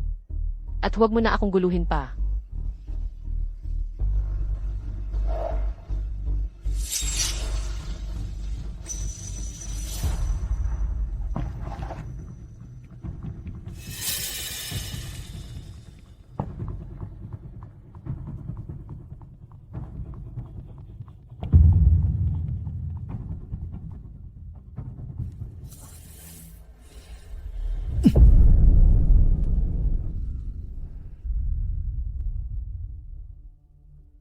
Ginoo, mahina ang iyong pagtitiis sa alak. Dapat kang uminom ng kaunti.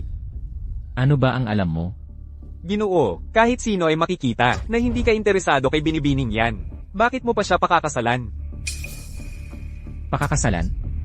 Siya nga lang niya yon. Kung gayon, marahil, dapat nating kausapin muli ang ginang. Pagkatapos ng lahat, ang sapilitang pag-aasawa ay hindi kailanman magdudulot ng kaligayahan, Ginoo. Panatilihin muna siya sa paligid. Baka siya ay maging kapaki-pakinabang.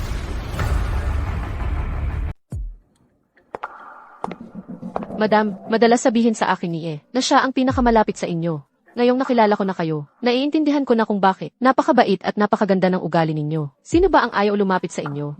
Mula ngayon, pwede ko na rin ba kayong tawaging Lola? Huwag magmadali. Kapag talagang opisyal na, saka na lang baguhin ang pagtawag sa akin. Tingnan mo naman, napakalaking bagay ng pag-uwi mo, kasama ang nobya mo. At hindi mo man lang ako sinabihan ng maaga, kaya kami ay, walang kahit anong preparasyon. Para tuloy kaming hindi marunong tumanggap ng bisita. Hindi naman po. Magiging pamilya naman tayo balang araw, kaya pwede ko na lang siyang isama kahit kailan.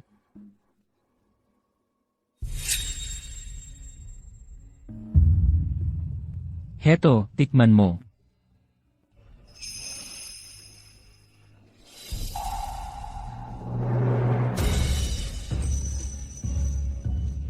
Masarap.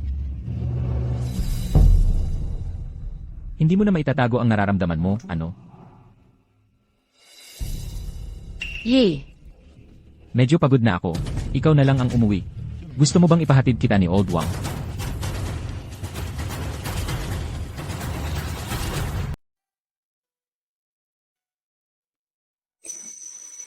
Malinaw kong alam na sila'y magkapareho ng mundo. Pero bakit nang makita ko ito? Ang sakit-sakit ng puso ko.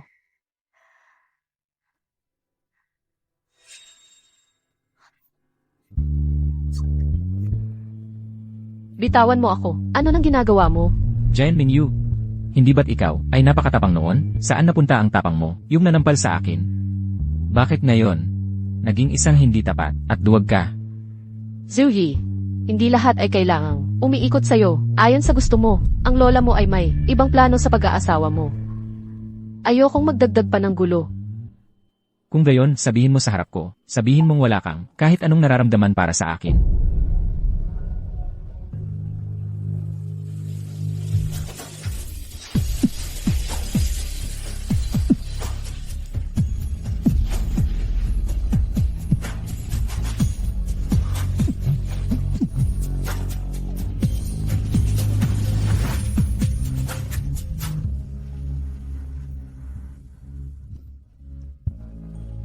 Hindi nagsisinungaling ang mga mata. Nakita ko.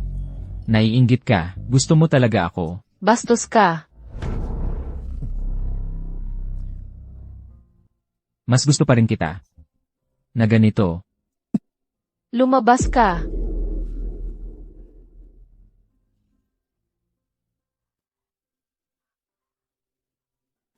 Ako'y naging malaya sa buong buhay ko. Ang katayuan ay titulo lang. Hindi nito ako kayang kontrolin. Sana ay maging katulad mo ako. Hindi ako katulad mo. Jian Mingyu, kaya kong maghintay. Hanggang sa araw na handa ka nang sundin ang puso mo.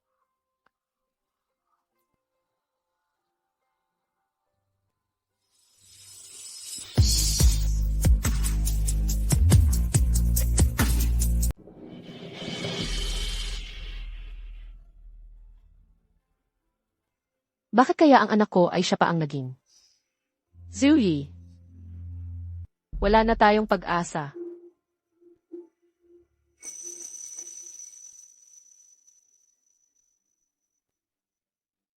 Maligayang bati, si Jijo at si Lulu ay talagang magkatapat na nilalang. Maginoo at maganda, hindi na kayo pwedeng magkatugma pa. Oo nga, talaga, natupad na rin ang paborito kong tambalan. Maligayang bati, Lulu, malapit ka nang maging ang binibini ng pamilya Joe.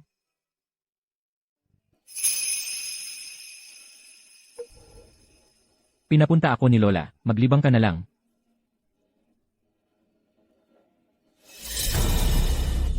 Sa handaan ng pamilya Zhu, ang mga bisita ay pawang. Mga mataas na tao sa lipunan mula sa Jiangbei.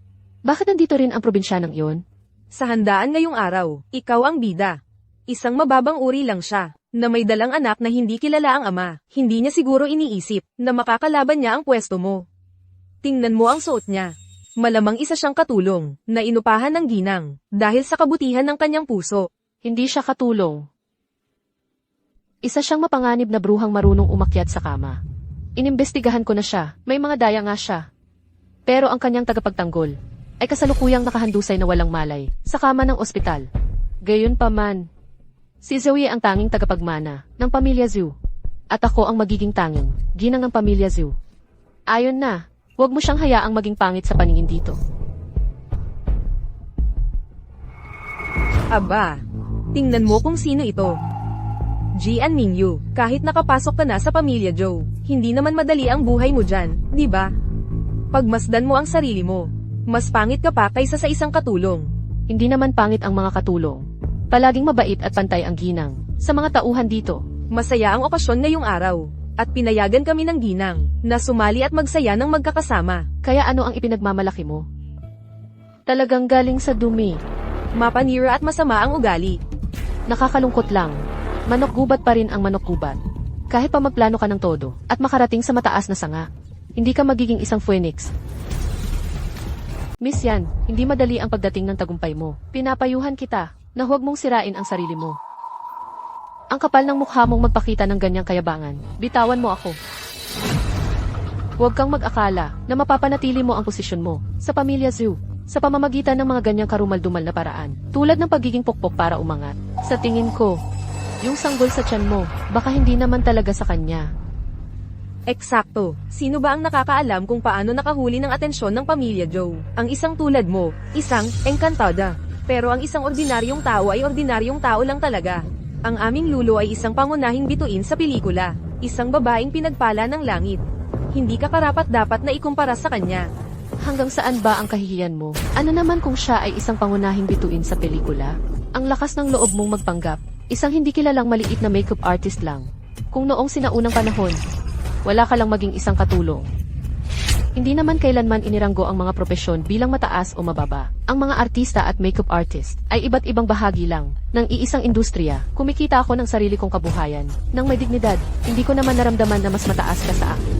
Malapit na akong maging ang bunso na ginang ng pamilya Zhu. Mula noon, ang mga bagay-bagay sa pamilya Zhu ay nasa akin na ang desisyon. Iminumungkahi kong lumuhod ka ngayon din at humingi ng tapat na paumanhin sa akin. Baka kung maganda ang mood ko, bigyan pa kita ng mga tira-tira. Kung hindi, sa isang salita ko lang. Kaya kitang paalisin, kasama ang anak sa labas sa tiyan mo. Sa pamilya Zhu, di subukan mo.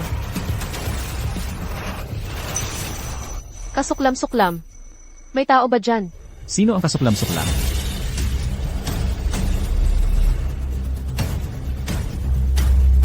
Yan Lulu, mukhang sobra ang respetong ibinigay ko sa'yo. Yan Lulu, mukhang sobra ang respetong ibinigay ko sa'yo. Siya ang unang nanlait sa akin. Lumabas ka. Isa pang salita, at bubunutin ko ang dila mo. Nako, Mingyu. Nasaktan ka ba? Patanjin nga. Tingnan mo ang sarili mo. Anak, napakanipis ng suot mo. Basang-basa ang mga damit mo. Magpalat ka agad. Nani Wang. Bilisan mo. Lola, siya ang unang nanlait sa akin. Naiinggit lang siya sa akin. Gusto pa niyang gamitin ang pagbubuntis niya para umangat. Gamitin ang pagbubuntis para umangat. Siniyasat ko na siya. Napakahirap ng pamilya ni Jian Mingyu. Ang mga katulad niya ay gagawin ang lahat para makakapit sa isang tao. Maaaring maging ang sanggol sa tiyan niya ay anak sa labas din. Yan Lulu, anong kalokohan ang sinasabi mo? Huwag kang maloko niya. Binibining yan. Lumalampas ka na sa iyong hangganan. Ginang, ang handaan ngayon ay malinaw na inihanda para kay Lulu. Dapat ay debo niya ito, bilang magiging may bahay, ng pamilyang Joe. Paano mo lang masikaso ang katulong na may pinagmulang ka inahinala? Sino ang nagsabing ang handaan ay para kay Yan Lulu?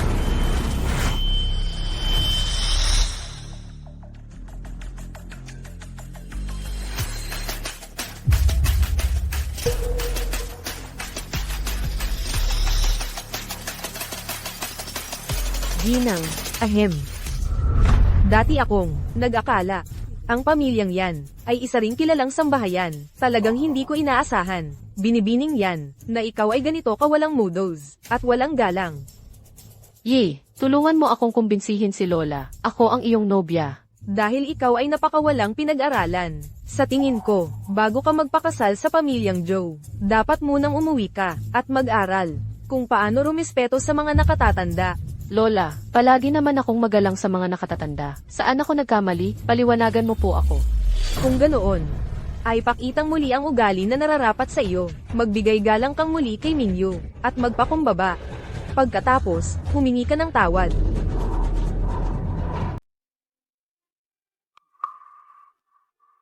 Lola, ang hiyas na ito ay dating pag-aari ng aking ina. Mingyu, ang hiyas na ito ay ng aming pamilyang Joe, pamana na ipinasa sa mga henerasyon. Matagal ko nang gustong magkaroon ng tamang pagkakataon upang ibigay ito sa iyo. Lola, hindi ito nararapat. Hindi ko talaga ito matatanggap. Sabi ko nararapat, kaya nararapat. Ngayon, Ako ay naghahanda ng selo-selong ito. Nais ko na ipahayag sa lahat si Jian Mingyu, ang magiging ginang ng pamilyang Zhou. At ang anak na kanyang dinadala ay magiging tagapagmana ng aming pamilya. Wow, ang tagapagmana ng Zhou. Ano ang nangyayari? Hindi ba't inanunsyo na ni Joye ang kanyang kasunduan kay Lulu? Kung gayon si Lulu, ang dapat na magiging ginang ng pamilyang Zhou. Sumisira ba sa salita ang pamilyang Zhou? Mingyu, mula ngayon, ikaw ang kumakatawan sa aming pamilyang Zhou. Sino man ang hindi gumalang sa iyo, siya ay hindi gumagalang sa aming pamilyang Zhou. Halika rito. Mula ngayon, si Mingyu ay iyong nakatatanda. Lola, bakit ikaw rin? Dahil siya ay nakatatanda. Ang mga patakaran at paggalang na ito ay hindi dapat kaligtaan. Binata, mangyaring maghain ng tsaa sa ginang, MMHMM.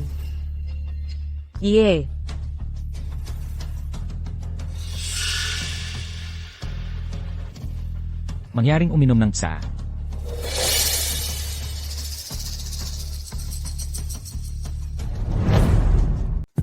Maaari po kayong uminom ng tsa. Ginang, maaari po kayong uminom ng tsaa.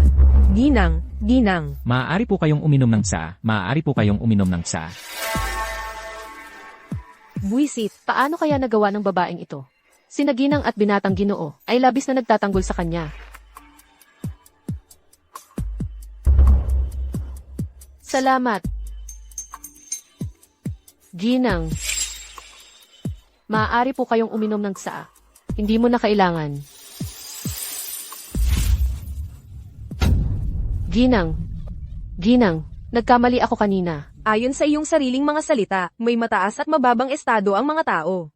Ngayon, ang aming Mingyu ang ginang ng pamilya Zhou. Samantalang ikaw, ay isang empleyado lamang na umaasa sa pamilya Zhou para mabuhay. Hindi ba dapat ay lumuhod ka at magmano sa kanya? Maaari kitang itaas, upang maging binibini ng pamilya Zhou. Siyempre, maaari rin kitang ibalik sa dati mong anyo. HMP, huwag mong isiping hindi ko nakikita ang iyong mga maliit at maruming pakana. Ginang, nagkamali ako. Nailigaw ako. Patawarin mo ako ngayon, okay? Ginang, dahil sa ating pagsasamahan, patawarin mo ako. Hindi ko talaga sinasadya. Ikaw ang may gawa nito. Hindi kita matutulungan.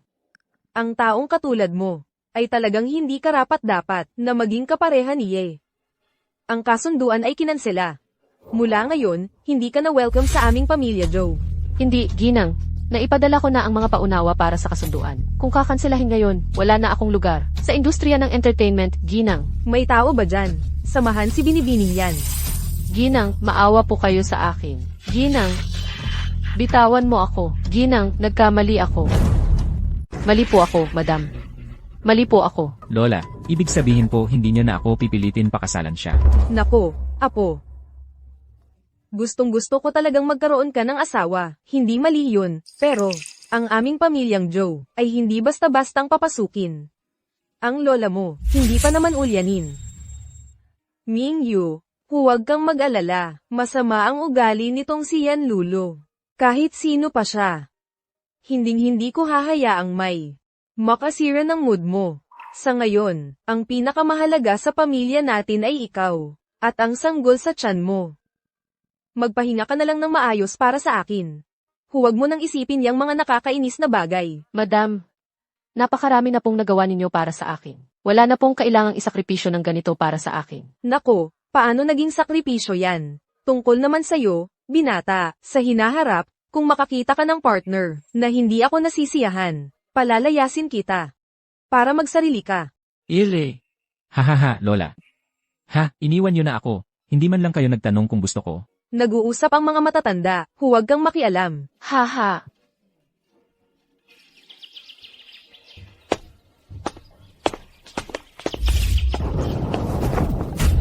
Umalis ka. Huwag mong dudumihan ang damit ko. Kung hindi mo ako pakakasalan, ilalantad kita. Para malaman ng buong mundo na niligawan mo ako tapos iniwan.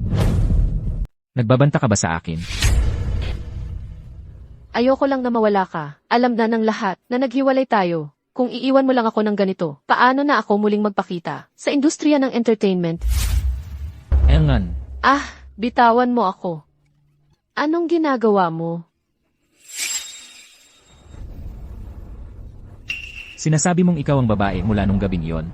Bakit ka tumakbo? Marami kang pagkakataon para sabihin sa akin. Bakit ka nanahimik noon? Nataranta lang talaga ako. Hindi ko rin alam ang gagawin. Hanggang sa araw na gusto mo akong paalisin. Saka ko naramdaman na napipilitan akong. Sabi mo ikaw ang babae mula nung gabing iyon. Sige, sabihin mo sa akin. Ano ang ginawa natin nung gabing iyon? Kung tama ang sagot mo, aminin kita. Nung gabing iyon. Hindi ba't yung mga bagay lang iyon sa pagitan ng lalaki at babae?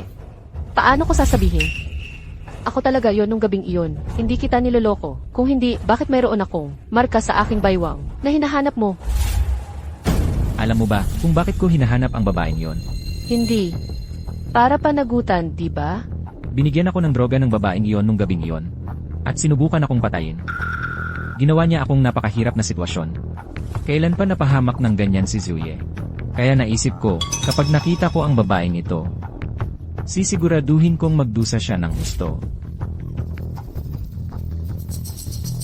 Paano nangyari yon? Hindi ka pala naghahanap para. 2 buwan na akong naghahanap, na walang kahit anong bakas. Well, magandang balita. Ikaw mismo ang pumatok sa pinto ko. Ngayon, hayaan mong asikasuhin kita ng maayos. Hindi. Ako na ang bahala sa pagpapahirap sa'yo. Huwag. Hindi ako yon. Hindi ako yung babae nung gabing yon. Kanina, siguradong sigurado ka. Bakit bigla kang umuurong? Hindi ako yon. Narinig ko lang na naghahanap ka ng babae. Isang kasinungalingan pa. At sisirain ko iyang magandang mukha mo. Aaminin ko. Plano ko talaga yon. Hindi ako kontento na partner lang kita sa screen. Kaya sinamantala ko ang bawat pagkakataon para makapasok sa buhay mo. Nagpadala ako ng tao para imbestigahan ang mga pinupuntahan mo. Kaya nalaman kong nag-overnight ka sa Junsheng Hotel. Alam kong lihim kang naghahanap ng babae. Akala ko, yun na ang pagkakataon ko. Yung birthmark sa biwang mo. Pinapirata ko yun ng sadya.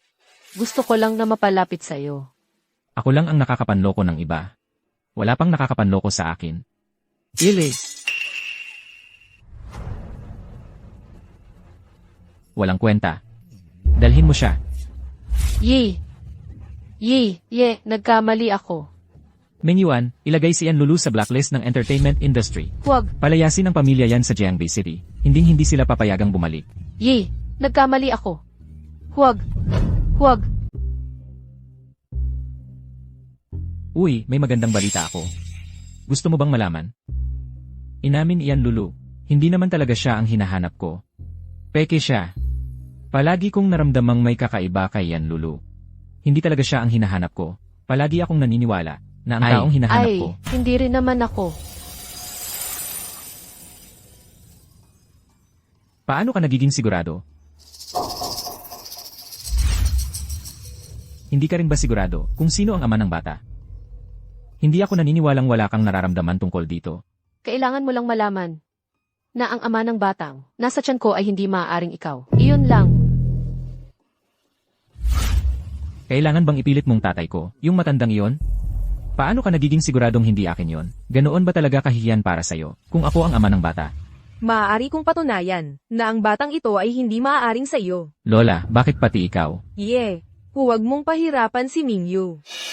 Ang taong hinahanap mo, hindi talaga siya. Nagkakasabot ba kayong lahat para lokohin ako? Naiintindihan ko ang pag-aalala mo. Ngunit maaari kong garantiyahan na ang batang ito ni Mingyu ay hindi maaaring sa iyo. Ano? Anday. Danganday.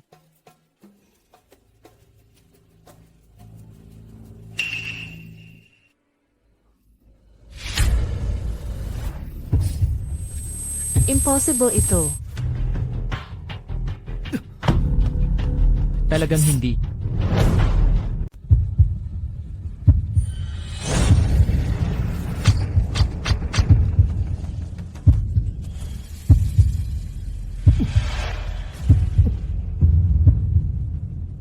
Baog ako. Alam mo na pala lahat, di ba? Sa paningin mo. Siguro katatawanan lang ako, laging kumakapit sa'yo, nang walang hiya-hiya. Hindi ko naman.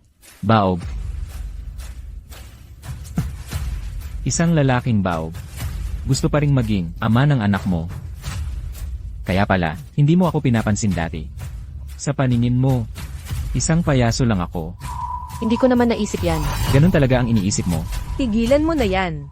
Iye, hindi natin masisisi si Mingyu.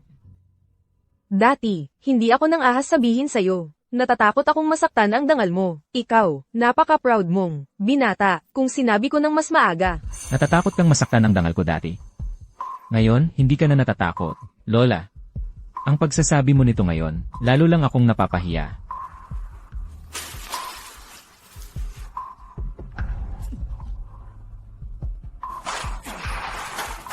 Zuyi, Hayaan mo na siya. Matagal na siyang ganyan, palaging mayabang. Ayoko nang pakialaman siya. Mingyu, mainita ng ulo niya. Pero ikaw, ay isang responsableng babae. Ikaw, huwag mo akong sisihin kung ako'y maging malamig. Bago maimbestigahan ang lahat, hinding-hindi ko hahayaang siye, ay gumawa ng kalokohan. Madam. Kung ang sanggol sa tiyan ko ay hindi kay Izaw, sa tingin ko, Naiintindihan ko ang ibig mong sabihin. Pagkatapos ng amniocentesis, kung ang batang ito ay talagang walang koneksyon sa pamilya Joe, sa panahong iyon, hindi rin kita pipilitin na manatili. Ginang, salamat po. Ako dapat ang nagpapasalamat sa inyo. Mingyu, ikaw ay mabait, magalang, at maunawain. Kung hindi dahil sa aming pamilya Joe na magulong ama at anak, hindi ka sana nagdusa ng walang dahilan. Ano man ang gusto mo, gagawin ko ang lahat para mabawi ito. Ginang, bakit po ninyo nasabi iyan? Mula nang kayo'y dumating, sa buhay ko, pinagkalingaan ninyo ako ng buong husay. Sa lahat ng bagay, hindi ko pa naranasan ang magkaroon ng pamilya. Tungkol naman kay Ye, sa tingin ko, Sige, sige. Nakahiga pa rin si Junyan sa ospital. At ang ibang shareholder ng Junsheng ay nakatutok sa pamilya Joe. Kailangan akong maging maingat. At huwag magpakita ng kahinaan. Sa ngayon, si Ye, ang bumubuhay sa pamilya. Pero alam mo, ang ugali niya ay mailap at hindi mapigil. Kaya naman, lalo siyang hindi dapat magkaroon ng kahinaan. Para sa mga nagnanais sa pamilya Joe, na samantalahin. Hindi ko naman hindi alam ang nararamdaman niya para sa iyo.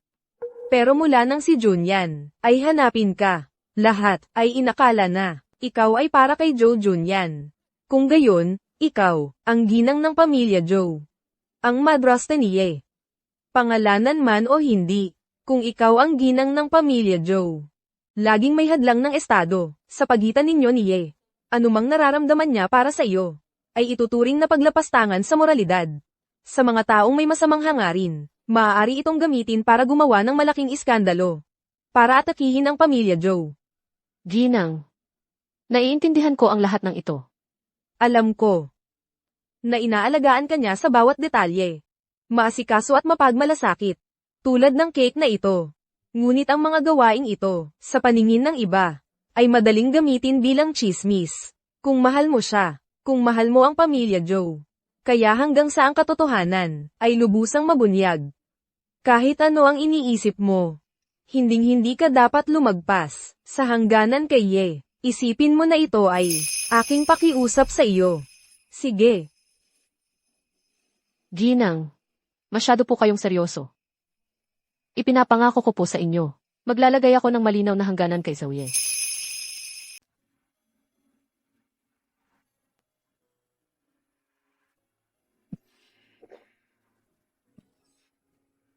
Sinungaling. Mga sinungaling silang lahat. Walang saysay. Zui, ano ba talaga ang ipinagmamalaki mo? Naku naman, aking Ginoo. Sino na naman ang nakainis sa'yo, Ginoo? Ikaw. Tara, uminom tayo. Ha.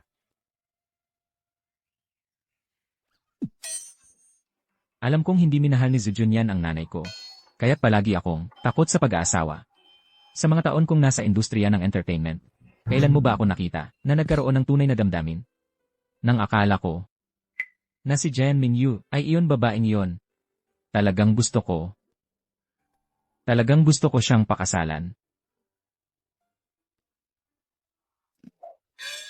Sabihin mo sa akin, Saan ba talaga ako kulang, kumpara sa matandang lalaking si Zujunyan? Saan ba talaga ako hindi kasing galing, ng matandang lalaking iyon? Ginoo. Empleyado lang po ako. Kayo pareho ang boss ko. Hindi ko kayang magkamali sa inyong dalawa. Ginoo. Isang babae lang ang minahal ko. At siya pa ang naging madrasta ko. Ang bagong kasintahan ng tatay ko. Alam kong kawawa ka, Ginoo. Talaga. Pero empleyado lang po ako. Pwede bang? Tigilan mo na ako, Ginoo. Ang sakit. Courrelass. Ang sakit ng puso ko. Turella Klasay. Tapat na tapat ako sa kanya. Pinaghirapan ko talaga. Ginoo. Sa totoo lang, ikaw ang pinaka-pinaghirapan. Talaga, pinaka-pinaghirapan. Pinakapinaghirapan. Ay, kailangan kong subukan ulit. Isa pang subok. Hoy, Ginoo.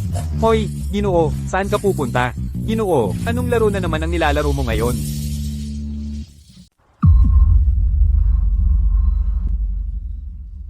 Ang lakas ng amoy ng alak. Zuyi, ikaw, gaano karami ang nainom mo? Sumama ka sa akin. Wala akong pakialam kung kaninong anak ang nasa tiyan mo. Ikaw lang ang gusto ko. Sumama ka sa akin ngayon. Zuyi, nagpapanggap ka bang lasing? Alam mo ba ang ginagawa mo? Hindi napakalinaw ng isip ko. Hindi ko na kayang intindihin ang lahat ng yan.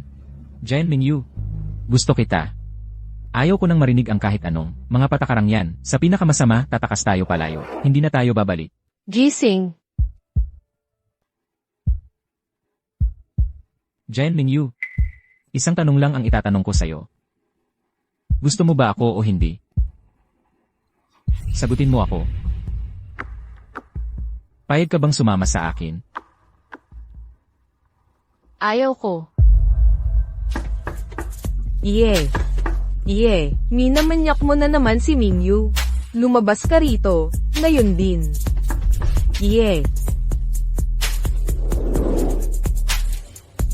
Lumabas ka. Naririnig kita, Lola. Aalis na ako ngayon.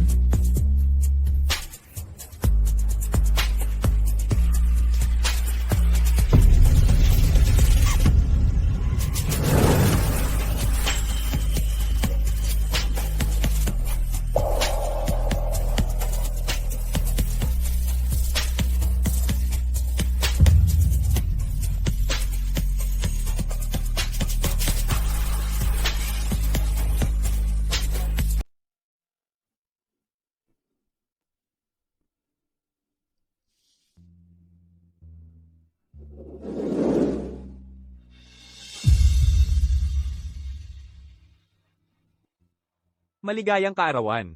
Maligayang kaarawan. Maligayang kaarawan sa iyo. Inihanda ba ni Zuyi ang mga ito? Ang sarap ng mga cake na ito. Ang bait ng young master. Oo, talagang bumili siya ng mga mamahaling pastry. Para sa lahat, ang pagtatrabaho para sa pamilya Joe ay isang kasiyahan. Magandang araw, Ginang.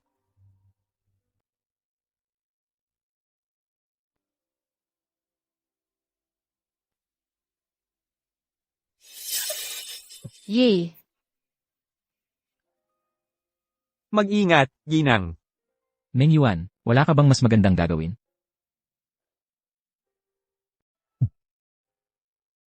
Jian Mingyu. Hindi ba ito ang gusto mo? Kaya bakit ka galit na galit dito?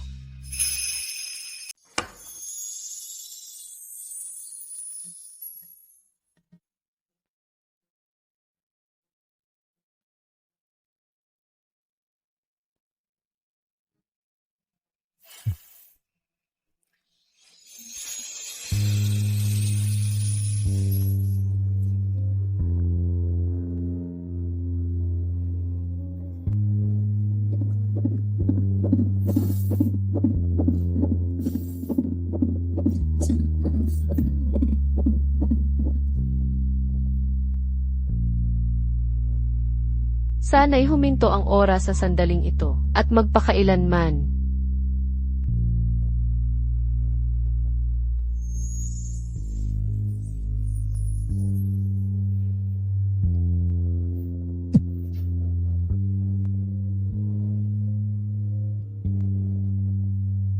Nananaginip ba ako?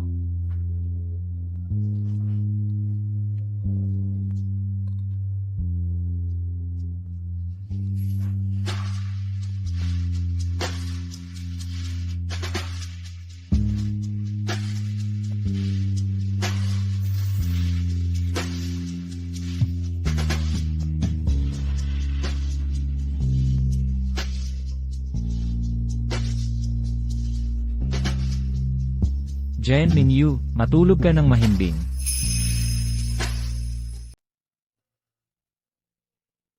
Maayos na maayos ang fetus. Malapit nang lumabas ang resulta ng amniocentesis. Malapit na. Ihahatid ko ito kagad kapag handa ka na. Sige. Mingyu, ano man ang mangyari, kahit hindi ka dugo ng pamilya natin ang anak mo, o hindi. Basta't ikaw ay payag, ako ay magiging pamilya mo palagi. Okay, magpahinga ka na lang dito ng mahinahon, at mag-focus sa pagbubuntis mo. Tungkol naman sa iba pang bagay, huwag mo nang isipin yun. Aalis na muna kami.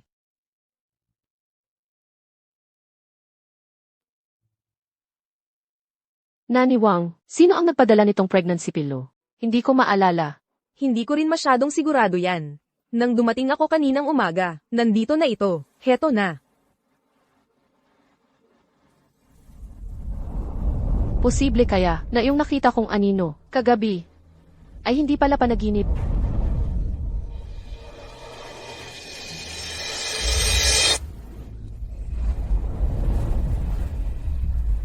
Nasaan si Suye?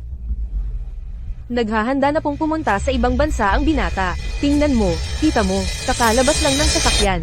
Mag-a-abroad? Oo. Narinig ko na may malaking proyekto sa ibang bansa, ang kumpanya ng Junsheng, para mas madaling pamahalaan. Ang binata mismo ang mag-a-abroad, para bantayan ang proyekto doon mismo. Ganun na ba siya kaayaw? Na kahit isang salita ay ayaw niyang sabihin sa akin. Eh di, nabanggit ba niya kung gaano katagal ang biyahe niyang ito sa ibang bansa? Narinig ko napakalaki raw ng proyekto. At least kalahating taon siyang mawawala. Ganun katagal? Oo nga, talaga, napakatagal nga. Baka pagbalik ng binata, yung maliit na binata sa iyong sinapupunan, ay ipinanganak na.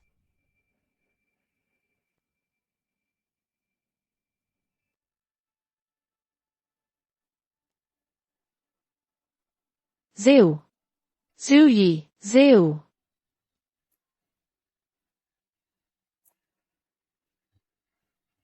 Ay.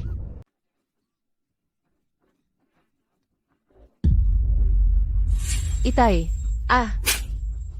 Napakamakatarungan mo, napakadakila mo. Ngayon, iginagalang ka ng ginang. Joe, hindi na ako karapat-dapat maging ama mo. Jian Mingyu. Malas ka. Dimanita ka, papatayin kita. Xing Yun. Huwag kang magmadali kapag nakuha na natin ang gusto natin. Marami tayong oras, para dahan-dahan siyang pahirapan. Ano ang gusto ninyo? Tapos na ang lahat sa pagitan natin. Kung malaman ng pamilya Zhu na dinukot ninyo ako, hindi kayo palalampasin ito. Ha ha ha. Aba, kaya pala tumutulong ka sa iba, at kalabanin kami. Jian Mingyu. Minali ko talaga ang mga daya mo. Hindi ko naiintindihan ang sinasabi ninyo. Tapos na ang lahat sa pagitan natin. Pakawalan ninyo ako. Huwag kang magkunwaring tanga sa akin. Ikaw talaga ang nag-utos kay Joye, nawasakin kami. Malinaw na ang sinabi niya, sino mang maglakas loob na pakasalan si Xing Yun, ay itatakwil. Jian Mingyu. Sinira mo ang buhay ko. Ginawa mong kaaway ng lahat ang buong pamilya natin. Hindi kita patatawarin. Alam na alam mo kung bakit kayo napunta sa ganito. Isang pamilyang puno ng katigasan ng ulo, makasarili at mapagkunwari. Nararapat lang nakamuhian kayo ng lahat. Sumasagot ka pa sa akin? Ikaw talaga ang Samaira sa pamilya natin. Kailangan mong magbayad sa amin. At, dahil umalis ka na sa pamilya Jian, kailangan mong bayaran ang gastos ng pagpapalaki sa iyo sa loob ng mga dekada. Bayaran mo. Alam ko, binigyan ka ng pamilya Joe ng shares sa kumpanyang Junsheng. Kung matalino ka, pirmahan mo itong kasunduan sa paglilipat ng equity. Panaginip lang iyan. Pirmahan mo na. Pakawalan ninyo ako. Bitawan ninyo ako. Sasabihin ko sa iyo, huwag mong isipin na magiging bayani mo si Joe Ye ngayon. Umalis siya ng bansa ngayong araw. Kahit sumigaw ka ng sumigaw ngayon, wala nang makakapagligtas sa iyo. Talaga ba? Minyu.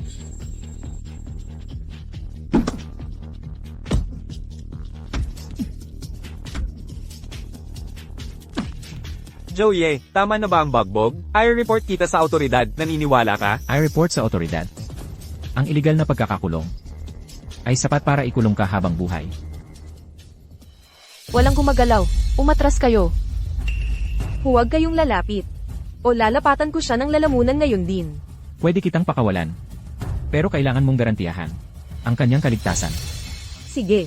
Kung gayon, gusto kong aipabok mo kami ng mga tiket sa eroplano papuntang ibang bansa at mga shares sa kumpanyang Junsheng.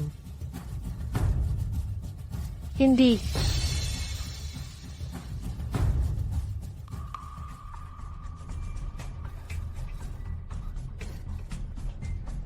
Pwede mo na siyang pakawalan ngayon. Nangako ako sa'yo na hindi ko siya sasaktan, pero hindi ako nangako sa'yo na hindi ko sasaktan ang sanggol sa kanyang sinapupunan.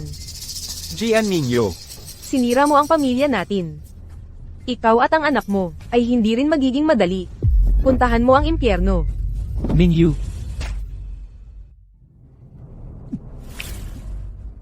Ha! Ah,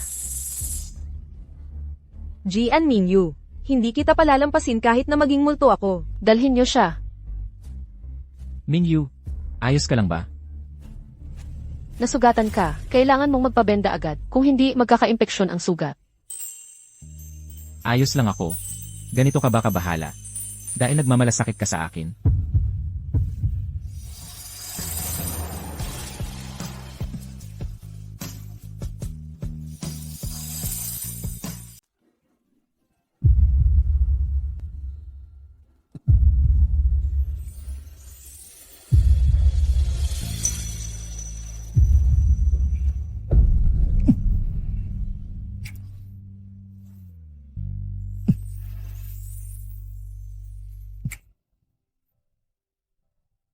May gusto akong sabihin sa'yo.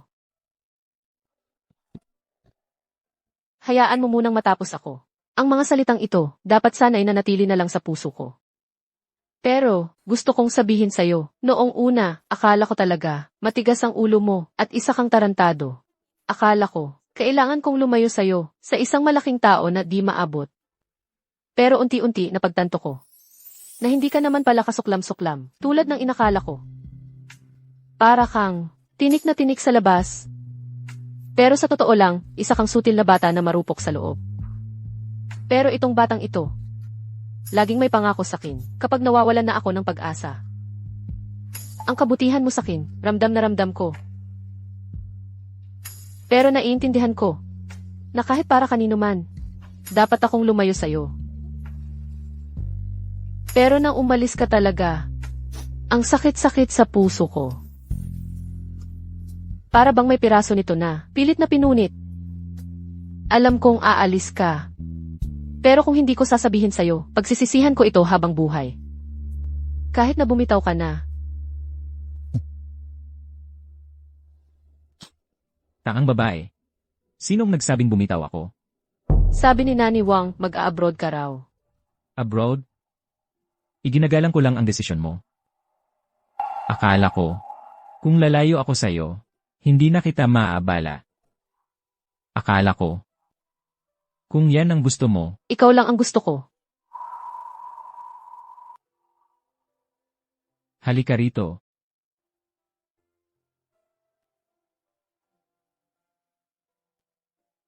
Mingyu. Sumama ka sakin, okay? Tumakas tayong magkasama. Iwanan ang lahat at pumunta sa isang lugar na tayo lang ang magkasama. Sinusumpa ko na ipagtatanggol kita at ang ating anak. Hindi ko hahayaang saktan ka ng sinuman. Wala sa inyong dalawa ang aalis. Wala sa inyong dalawa ang aalis. Ang lakas ng loob mo. Mingyu, ano ang ipinangako mo sa akin noon? Nakalimutan mo na ba? Lola, ako ang may kagagawa nito. Pwede mo akong pagalitan o parusahan ng gusto mo.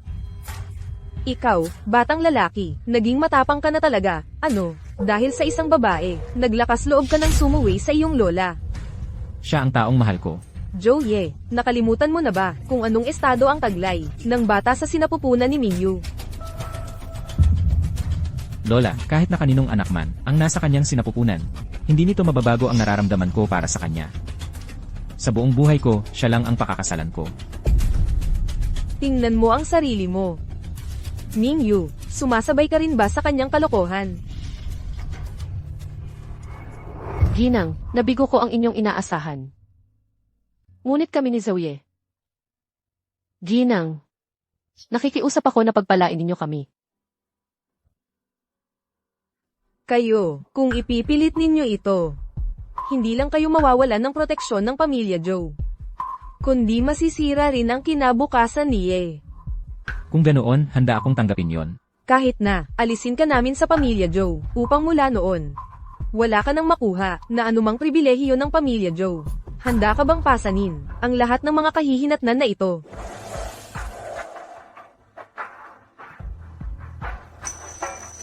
Handa kami. Halika at tingnan mo. Ito ang mabuting anak na pinalaki mo.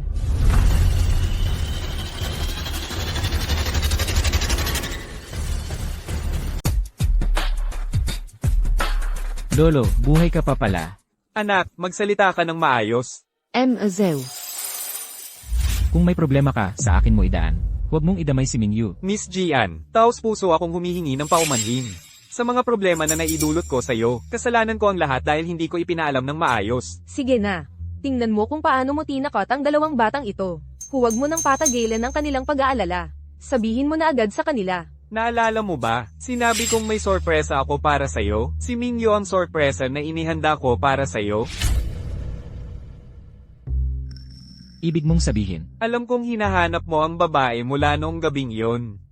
Nang mahanap ko si Mingyu, nasa ibang bansa ka pa, kaya ako na ang nagpasya na maghanda ng kasal para sa inyong dalawa. Naghihintay na lang ng iyong pag-uwi para sabihin ang lahat. So, ibig mong sabihin, nang lapitan mo ako tungkol sa pag-ako ng responsibilidad, ang tinutukoy mo pala ay ang Young Master. ikaw ang umako ng responsibilidad para sa akin. Ye, maraming taon na ang nakalipas. Ang iyong ina, lagi pang pinapangarap na magkaroon ng malaking kasal. Hindi ko nabigyan ng wastong kasal ang iyong ina. Sa lahat ng mga taong iyon ang pinakamalaking panghihinayang ko.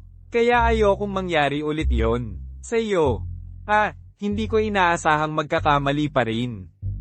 Oh, ikaw, Joe Junyan, ang gulo-gulo mo talaga. Sa edad mo na, magulo ka pa rin. Hindi mo ba nakikita? Dahil lang sa iyong isang pagkakamali, naipit mo ang dalawang batang ito, na parang sina Romeo at Juliet. Pero hindi babawg ako. Young Master, nakalimutan kong sabihin sa'yo. Yung inspection institution dati, nagsara dahil sa pagpeke. Pagpeke. Haha. Buisit, bakit hindi mas maaga nagsara? Teka, Mingyu. Sa bewang mo, may pulang birthmark ba? Yung marka sa bewang ko, galing sa paghampas sa akin ng tatay ko. Nawala nang gumaling ang sugat.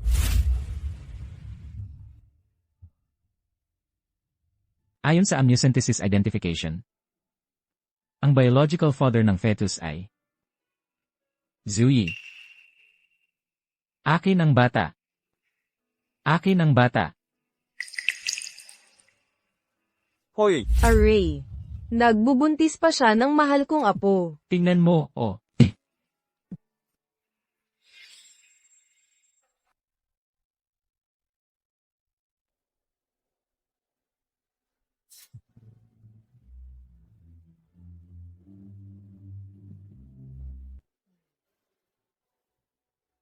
Nako, Mingyu. Ngayon, tunay na tayong pamilya. Ikaw, anak. Kung mang-aapi ka pa kay Mingyu mula ngayon, hindi kita palalampasin. Lola, sa bahay, siya ang nangaapi sa akin. Ang lakas ng hampas niya. Hoy.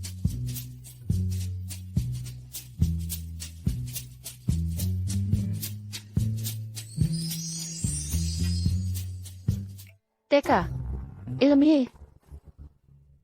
Ang baby ko. Malapit ng mga anak ang baby ko. Ano ba yan, Mingyu? Nako, Naku, nako, nako, nako. Dalhin siya sa ospital.